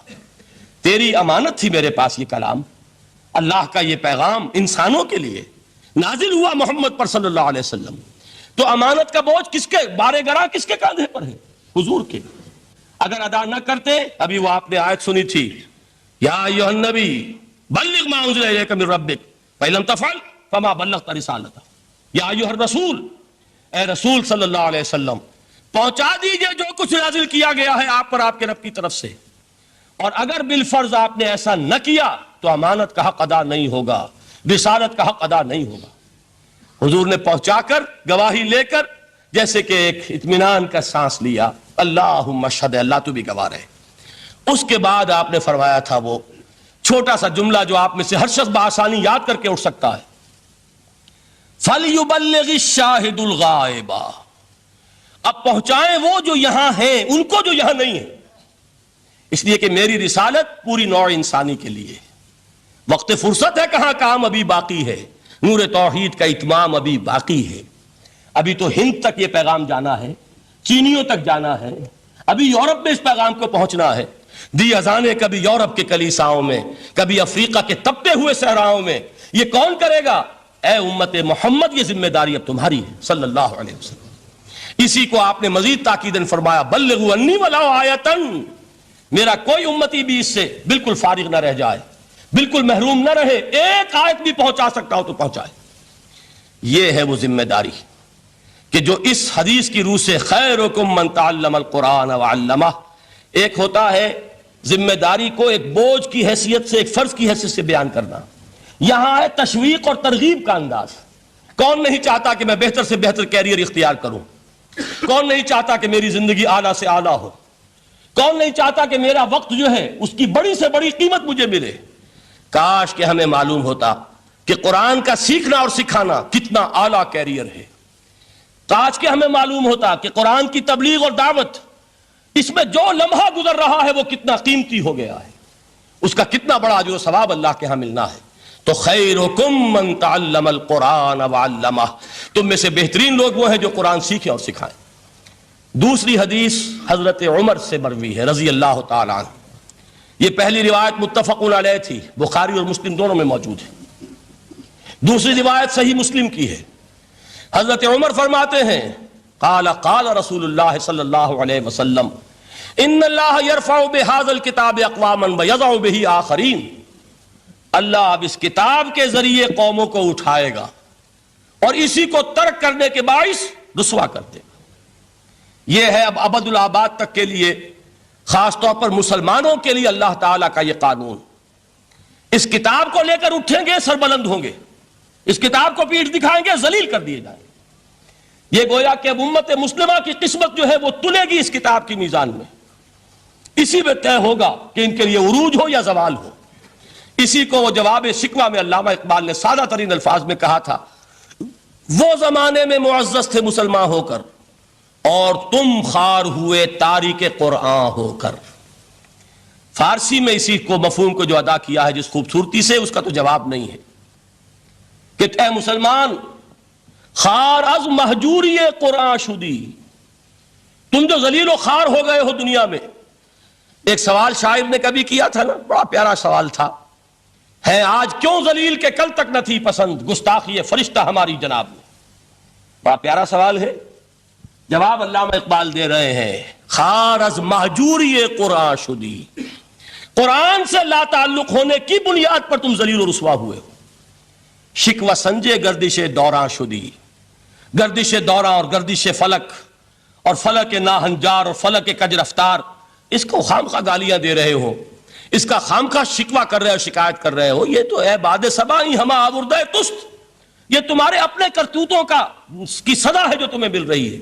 تم نے قرآن کو پیٹھ دکھائی، تم ذلیل و رسوا کر دیے. خار از مہجوری قرآن شدی، شکوہ سنجے گردش دوراں شدی، اے چو شبنم بر زمیں افتندئی در بغل داری کتاب زندئی. اے وہ قوم جو شبنم کی طرح زمین پر پڑی ہے، اغیار اسے پاؤں تلے روند رہے ہیں. جیسے آپ صبح کو سیر کرنے نکلتے ہیں، سبزے پر پڑی ہوئی شبنم اسے آپ روندتے ہیں اپنے قدموں تلے. اے امت محمد، آج تو دنیا کی قوموں کے سامنے اسی طرح پابال ہے، سرنگوں ہے، لیکن ہوش میں آ کہ تیری بغل میں وہ کتاب زندہ موجود ہے.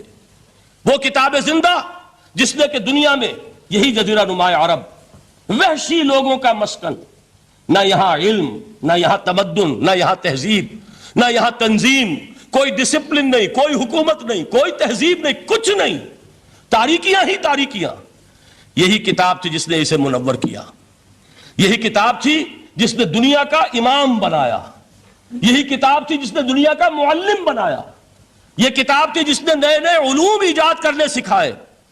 یہ کتاب تھی جس کی بدولت یہی عرب تھے جنہوں نے یونان کے فلسفے اور سائنس کو جو مر چکے تھے انہیں زندہ کیا، ان میں نئی چیزوں کا اضافہ کیا اور اسپین کی یونیورسٹیوں کے ذریعے سے یورپ تک دوبارہ پہنچا دیا.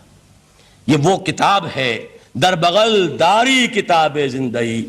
اقبال نے کیسے کیسے شکوے کہے ہیں. اسی قرآن میں ہے اب ترک جہاں کی تعلیم، جس نے مومن کو بنایا مہو پرویں کا امیر. اس قرآن کو لے کر مسلمان نکلا ہے، ایک ہاتھ میں قرآن، ایک میں تلوار. برا نہ مانیے، قرآن تلوار کا نام بھی آپ اپولوجیٹک انداز میں نہ لیا کریں. انقلاب کی تکمیل تلوار سے ہوتی ہے، انقلاب کی تمہید کسی کتاب سے ہوتی ہے. اچھی طرح جان لیجیے، کبھی انقلاب صرف کتاب سے نہیں آیا. کتاب سے ذہن بدلتے ہیں، کتاب سے فکر بدلتی ہے، کتاب سے سوچ بدلتی ہے، کتاب سے ایک جماعت تیار ہوتی ہے، ایک قوت تیار ہوتی ہے. وہ 313 جو میدان بدر میں تھے وہ قرآن کا اعجاز کا ظہور تھے، لیکن ان کے ہاتھوں میں تلوار آئی ہے. ہم اسے ڈینائی نہیں کریں گے کہ در حقیقت انقلاب محمدی کی تکمیل میں یقیناً تلوار کا حصہ ہے. لیکن یہ تلوار ہاتھ میں لینے والے آتے کہاں سے اگر قرآن کے ذریعے سے محمد الرسول اللہ نے وہ جماعت تیار نہ کی ہوتی.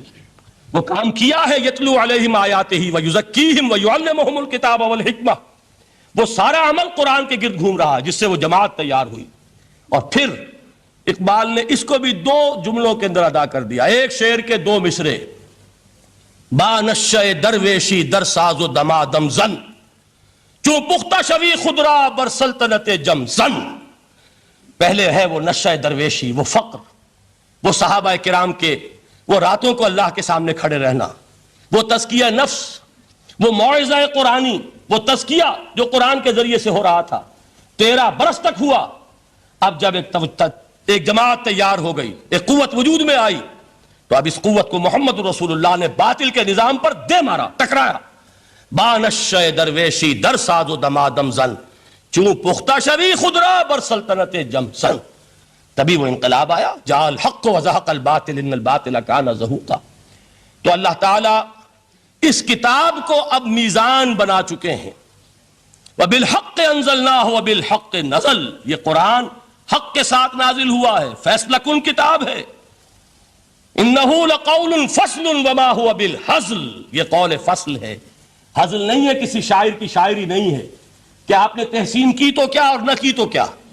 یہ کتاب وہ ہے کہ اگر مانو گے تو مہو پرویں کا امیر بنو گے، اور اگر اس کو پیٹھ دکھائے رکھو گے جیسے دکھائی تم نے تو ذلیل کر دیے جاؤ گے، رسوا کر دیے جاؤ گے.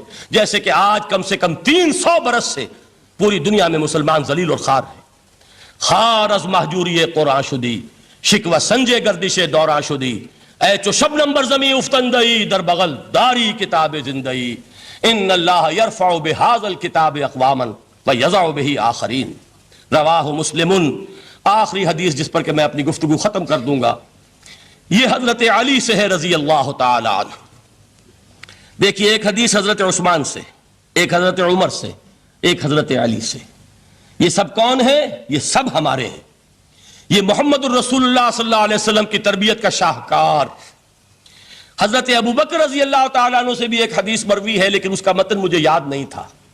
مفہوم اس کا یہ ہے کہ جس شخص کو اللہ نے قرآن جیسی دولت دی ہو اور پھر بھی کبھی اس کے دل میں یہ خیال آئے کہ اللہ نے اپنے کسی اور بندے کو کوئی زیادہ بڑی نعمت دی ہے، اس نے قرآن کی ناقدری کی. کسی ملینئر کو دیکھ کر اور بلینئر کو دیکھ کر، کسی کا بہت بڑا محل دیکھ کر اگر تمہارے دل میں یہ خیال آیا کہ یہ دولت بڑی ہے اس دولت سے جو تمہارے پاس ہے قرآن کی، تو تم قرآن کی قدر و قیمت سے واقف نہیں. تمہیں معلوم کیا کہ یہ کتنی بڑی دولت ہے. یہ در حقیقت شرح ہے انہی الفاظ قرآنی کی کہ فَبِذَلِكَ فَلْيَفْرَحُوا هُوَ خَيْرٌ مِّمَّا يَجْمَعُونَ. جو کچھ دنیا جمع کرتی ہے، جن کو قیمتی اشیاء سمجھ کر لوگ جمع کرتے ہیں، ان سے کہیں بڑھ کر قیمتی یہ قرآن ہے. تو حضرت ابو بکر سے یہ مروی، حضرت عمر سے ان اللہ یرفع بہذا الکتاب اقواما ویضع بہ آخرین. حضرت عثمان سے خیرکم من تعلم القرآن وعلمہ. اب آئیے حضرت علی، سیدنا علی رضی اللہ تعالی عنہ. وہ حدیث طویل ترین ہے جو مدح قرآن میں محمد الرسول اللہ سے مروی ہے صلی اللہ علیہ وسلم. پوری حدیث مجھے یاد بھی نہیں ہے اور اس کا وقت بھی نہیں ہے، لیکن بڑی پیاری حدیث ہے اس اعتبار سے. آغاز کیسے ہوا؟ حضرت علی فرماتے ہیں قال رسول اللہ صلی اللہ علیہ وسلم انہا ستکون فتنۃ. ان قریب ایک بہت بڑا فتنہ رونما ہوگا. حضور نے خبر دی فتنے کی. حضرت علی فرماتے اس پر میں نے عرض کیا میں نے عرض کیا مل مخرج منہا یا رسول اللہ. اے اللہ کے رسول، اس سے نکلنے کا راستہ کون سا ہوگا؟ دیکھیے یہ لکھا ہوا ایگزٹ، نکلنے کا راستہ. اور عام طور پر آپ نے دیکھا ہوگا بڑے ہالز میں یہ سرخ روشنی ہوتی ہے، اس میں اس کا اہتمام کیا جاتا ہے کہ اگر خدا نہ خواستہ کو حادثہ ہو جائے لوگوں کو معلوم ہو نکلنے کا راستہ کون سا. یہ مخرج ہے. حضور نے خبر دی کہ فتنہ ہوگا. تو دیکھیے میں ایک بات عرض کیا کرتا ہوں، ذرا توجہ کیجئے. ہمارا حال کیا ہے؟ ہم بڑے ریشنلسٹ قسم کے لوگ ہیں، یہ زمانہ ریشنلزم کا ہے. اگر ہم ہوتے تو کیا پوچھتے؟ وہ فتنہ کیا ہوگا، کیوں ہوگا، کہاں سے آئے گا؟ ہمارے سوال یہ ہوتے، کب آئے گا، کیوں، کہاں، کب، کیسے. ان سب کی حیثیت علمی سوالات کی ہے. بھائی کب آئے گا ایک علم ہے، کیسے آئے گا علم ہے، کہاں سے آئے گا علم ہے، لیکن اصل جو عملی اعتبار سے اہمیت والی شے ہے، بچاؤ کا راستہ کون سا ہوگا محمد الرسول اللہ، یہ بتائیے ہم. مل مخرج منہا یا رسول اللہ. حضرت علی نے یہ نہیں پوچھا فتنہ کیا ہوگا, کہاں سے آئے گا حضور, کیوں آ جائے گا, کب آ جائے گا, نہیں, مل مخرج منہا یا رسول اللہ. اے اللہ کے رسول یہ بتائیے کہ جب وہ فتنہ رونما ہوگا تو نکلنے کا راستہ کون سا ہوگا. اس کا جواب ہے, ارشاد فرمایا محمد رسول اللہ نے, کتاب اللہ, اللہ کی کتاب ہے وہ مخرج. یہ کتاب ہے کہ جس کو تھامو گے تو فتنوں سے محفوظ رہو گے. اس کے بعد آپ فرماتے ہیں فیہ نبأ ما قبلکم وخبر ما بعدکم وحکم ما بینکم. اس میں تم سے پہلوں کی بھی خبریں موجود ہیں, عاد اور سمود اور قوم نوح اور قوم ہود اور قوم لوط اور قوم صالح اور آل فرعون. یہ کون ہے؟ من قبلکم, تم سے پہلے. وفیہ خبر ما بعدکم, جو کچھ تمہارے بعد ہونے والا ہے اس کی خبریں بھی موجود ہیں. لیکن وہ کیسے ہوں گی؟ وہ بٹوین دی لائنز ہوں گی, وہ بین السطور ہوں گی. ان کے لیے انسان کو, آپ کو معلوم ہے ایک عبارت میں سطور ہوتی ہے اور ایک درمیان میں ہوتا ہے, ان کے کچھ لکھا ہوا نہیں ہوتا. You have to read between the lines. قرآن میں بعد میں آنے والے حالات بھی درج ہیں, لیکن اس طرح نہیں جیسے کہ پچھلے حالات درج ہیں. اس کے لیے ذرا ان ڈیپتھ پونڈرنگ اوور, غور و فکر اور تدبر کی ضرورت ہوگی. وحکم ما بینکم, اور جتنے اختلافات تمہارے اندر پیدا ہوں گے تا قیام قیامت, ان سب کا فیصلہ بھی اس کتاب میں موجود ہے. وَهُوَ حَبْلُ اللَّهِ الْمَتِينُ وَهُوَ الذِّكْرُ الْحَكِيمُ. یہی تو ہے وَهُوَ الصِّرَاطُ الْمُسْتَقِيمُ. سیدھا راستہ اور کون سا؟ یہی قرآن تو ہے. ہر رکعت میں کہتے ہو اهْدِنَا الصِّرَاطَ الْمُسْتَقِيمُ, اور قرآن دیا ہوا ہے اس پر غور نہیں کرتے. عجیب تماشا ہے ہمارا. نماز کی ہر رکعت میں اهْدِنَا الصِّرَاطَ الْمُسْتَقِيمُ, اور حضور فرمایا وَهُوَ الصِّرَاطُ الْمُسْتَقِيمُ. صراط مستقیم یہ قرآن ہی تو ہے. الذکر الحکیم یہ قرآن ہی تو ہے. وَهُوَ حَبْلُ اللَّهِ الْمَتِينُ, اور یہی ہے اللہ کی مضبوط رسی. آپ نے قاری صاحب سے وہ آیات سنی سورہ آل عمران کی, وَاعْتَصِمُوا بِحَبْلِ اللَّهِ جَمِيعًا وَلَا تَفَرَّقُوا. اللہ کی رسی کو مضبوطی سے مل جل کر تھامو اور تفرقے میں مبتلا نہ ہو. تفرقہ ہوگا تو کیا ہوگا؟ تمہاری ہوا اکھڑ جائے گی. آج آپ کو معلوم ہے دول عرب اگر یہ یکجا ہو جائیں, ایک دن کے لیے اسرائیل قائم نہیں رہ سکتا. امریکہ نہیں, امریکہ کا باپ اسے قائم نہیں رکھ سکتا. اگر امت عرب ہی جمع ہو جائے, عالم اسلام تو بڑی شے ہے. جو وسائل ان کے پاس ہیں, جو اللہ تعالیٰ نے ان کو نعمتیں عطا فرمائی ہیں, لیکن افتراق, انتشار, اختلاف, جتھے بندی, گروہ بندی, دھڑے بندی, اس نے اسرائیل کا خنجر ان کے سینے میں پیوست کیا ہوا. اس لیے کہ فَتَذْهَبَ رِيحُكُمْ, اگر تم اختلاف کرو گے تو تمہاری ہوا اکھڑ جائے گی. آج وہ ہوا اکھڑ چکی ہے. تو فرمایا وَاعْتَصِمُوا بِحَبْلِ اللَّهِ جَمِيعًا وَلَا تَفَرَّقُوا. اللہ کی رسی کو مضبوطی کے ساتھ مل جل کر تھامو اور تفرقے میں مت پڑو.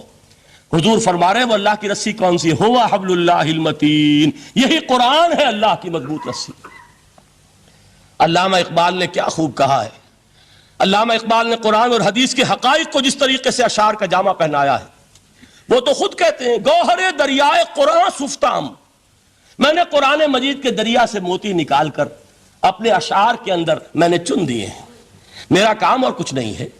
موتی کوئی بھی غواص پیدا نہیں کرتا, دریا کی گہرائی سے نکال لاتا ہے.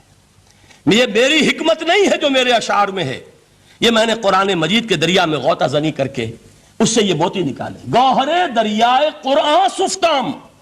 اب دیکھیے اسی حدیث کے اس ٹکڑے کو کیسے شعر میں لائے ہیں. از یک آئینی مسلمان زندہ است, پے کرے ملت ز قرآن زندہ ہست. مسلمان کی زندگی تو ایک آئین کے بدولت ہے. یہ آئین قرآن, جو کہا تھا کبھی قائد اعظم مرحوم نے, جب پوچھا گیا تھا کہ آپ کے پاکستان کا دستور کیا ہوگا, کیا فرمایا تھا یاد کیجئے, کہ ہمیں کسی نئے دستور کی ضرورت نہیں, ہمارا دستور 1400 برس پہلے طے ہو چکا ہے. یہ ہماری بدقسمتی ہے. جو کچھ کہا تھا قائد اعظم نے کہ God has given us a golden opportunity to prove our worth as architects of a new state, and let it not be said that we didn't prove equal to the task. میں معذرت کے ساتھ عرض کروں گا حضرت کہ واقعہ یہ ہے کہ ہم اس کے equal to the task ثابت نہیں ہوئے. قائد اعظم کا دیا ہوا پاکستان آج دنیا میں موجود نہیں ہے. اس کا ایک حصہ اپنے نام سے دستبردار ہو کر بنگلہ دیش بن چکا ہے. اس نے اپنی تاریخ کو خیر بات کہہ دیا ہے. حالانکہ مسلم لیگ کی جنم بھومی ڈھاکہ ہے. 1906 میں ڈھاکہ میں مسلم لیگ نے جنم لیا تھا. اور اگر وہ صرف ہم سے علیحدہ ہوتا, یہ اکیلا صدمہ ہوتا. لیکن یہ کہ اس نے جب نام بدلا ہے، در حقیقت اس نے اپنے تاریخ سے، اپنے پس منظر سے استعفیٰ دیا ہے۔ یہ ہمارا دوہرا ہمارے لیے صدمے کی بات ہے۔ کیا دو یمن موجود نہیں ہیں؟ ان میں سے کوئی ایک بھی اپنا نام چھوڑنے کو تیار ہوگا؟ کیا دو جرمنی دنیا میں موجود نہیں ہے؟ کوئی ایک بھی ان میں سے اپنا نام چھوڑے گا؟ کیا دو کوریا نہیں ہیں؟ دو ویتنام نہیں ہیں؟ تو کیا دو پاکستان نہیں ہو سکتے تھے؟ ہو سکتے تھے۔ میں یہ کہا کرتا ہوں کہ یہ گہرا صدمہ ہے علیحدگی، اور دوہرا صدمہ ہے، اور اس سے کہیں زیادہ بڑا کہ انہوں نے اپنا نام بدل دیا، اپنی آئیڈینٹی چینج کر دی۔ انہوں نے وہ نام اپنے ماتھے سے اتار کر خلیج بنگال کے اندر دبو دیا۔ یہ بہت بڑی سزا ہے جو ہمیں ملی ہے۔ کیوں ملی ہے؟ کہ ہم نے 25 برس تک اس جس کو کہا تھا کہ وہ ہمارا آئین ہے، اس کو آئین نہیں بنایا۔ ہم نے دنیا کے سامنے جھولیاں پساری، ہم نے طرح طرح کے نظاموں کو آزمایا، لیکن اس قرآن کی طرف پیش قدمی نہیں کی۔ اللہ تعالیٰ ڈھیل دیتا ہے لیکن سزا بھی بہت سخت ہوتی ہے۔ ان بطش ربک لشدید، وہ ہم پر کوڑا برسا ہے۔ تاریخ انسانی کی عظیم ترین شکستوں میں سے ایک شکست ہے کہ جو ہمارے ماتھے پر کلنک کے ٹیکے کی طرح موجود ہے۔ اللہ کرے کہ آئندہ یہ تاریخ اپنے آپ کو نہ دہرائے۔ لیکن میں عرض کر دیتا ہوں آپ سے، جو ہمارے لچھن ہیں، جو ہمارا طرز عمل ہے، جو ہمارے لیل و نہار ہیں، جو ہمارا انداز ہے، اللہ کے دین کا استہزاء اور تمسخر، جس طرح اللہ کے ساتھ مذاق ہم کر رہے ہیں، اس کا شاید اس سے بھی کہیں زیادہ برا نتیجہ نکلے۔ اللہ مجھے اور آپ کو اور ارض مقدس پاکستان کو اس انجام سے بچائے۔ لیکن اس کے لیے کام کرنا ہوگا، صرف کہنے سے بات نہیں بنے گی، کمر کسنی ہوگی۔ ہمت جو ہے پھر انسان کو اثر نو، ایک نئی تعمیر، ایک عزم، ایک ہاتھ میں قرآن اور ایک میں تلوار لے کر یہ امت پھر دوبارہ میدان میں آئے۔ بہرحال عرض یہ کرنا تھا، اقبال کہتا ہے از یک آئینی مسلمان زندہ است، پے کرے ملت ز قرآن زندہ ہست، ماں ہما خاک و دل آگاہ اوست، اعتصامش کن کہ حبل اللہ اوست۔ تامو اس کو مضبوطی کے ساتھ، حبل اللہ یہی قرآن ہے۔ یہ یک آئینی اور پیکر قرآن کی زندگی، پیکر ملت کی زندگی جو ہے اس قرآن کی بدولت ہے۔ تو حضور نے کیا فرمایا؟ فتنے سے بچنے کا راستہ کون سا ہے؟ کتاب اللہ فیہ نبأ ما قبلکم وخبر ما بعدکم وحکم ما بینکم وہو الصراط المستقیم وہو حبل اللہ المتین وہو الذکر الحکیم۔ ایک 3 جملے اور سن لیجئے۔ هو الذی لا یشبع منہ العلماء ولا یخلق عن کثرت الرد۔ یہ قرآن وہ شے ہے جس سے اہل علم کبھی سیر نہ ہو سکیں گے۔ ولا تنقضی عجائبہ، اس کے عجائب کبھی ختم نہیں ہوں گے۔ یہ ہیروں کی وہ کان نہیں ہے کہ جو کبھی خالی ہو جائے کہ سارے ہیرے نکل چکے، اب مزید ہیرے نہیں ہیں۔ نہیں، علم اور حکمت کے ہیرے اور ہدایت اور حکمت کے موتی اس میں سے ابد الآباد تک نکلتے رہیں گے۔ ضرورت صرف کھودنے کی ہے۔ میں نے وہ لفظ استعمال کیا تھا، آج کا قرآن کھودنا ہوگا، آج کی ہدایت اس قرآن سے نکالنی ہوگی۔ قرآن جب نازل ہوا آن دی سرفیس، بالکل ظاہر وہ تھی اس کی ہدایت جو اس دور کے لیے ضروری تھی۔ ہمیشہ کی ہدایت اس کے اندر رکھ دی گئی ہے، اس میں مضمر ہے، اس میں چھپی ہوئی ہے، اس کے لیے تدبر کی ضرورت ہے۔ کتاب انزلناہ الیک مبارک لیدبروا آیاتہ ولیتذکر اولو الالباب۔ لوگ تدبر کریں، اس کی گہرائیوں کے اندر غوطہ زنی کریں۔ لا تنقضی عجائبہ، اس کے عجائب کبھی ختم نہیں ہوں گے۔ ولا یشبع منہ العلماء، اہل علم کبھی اس سے سیر نہیں ہوں گے۔ آپ کو سخت بھوک لگی ہوتی ہے اور کھانا کھانے کے تھوڑی دیر کے بعد اب آپ کا ہاتھ رک جاتا ہے، سیر ہو گئے۔ بہترین کھانا ہے لیکن نہیں کھا سکتے۔ اگر عام حالات میں وہ آتا تو کبھی نہ چھوڑتے، لیکن اب وہ آپ کا میزبان کہہ رہا کچھ اور لیجئے، تناول فرمائیے ذرا، یہ بھائی نہیں میں اب بھر چکا۔ یہ آپ کہتے ہیں کہ نہیں؟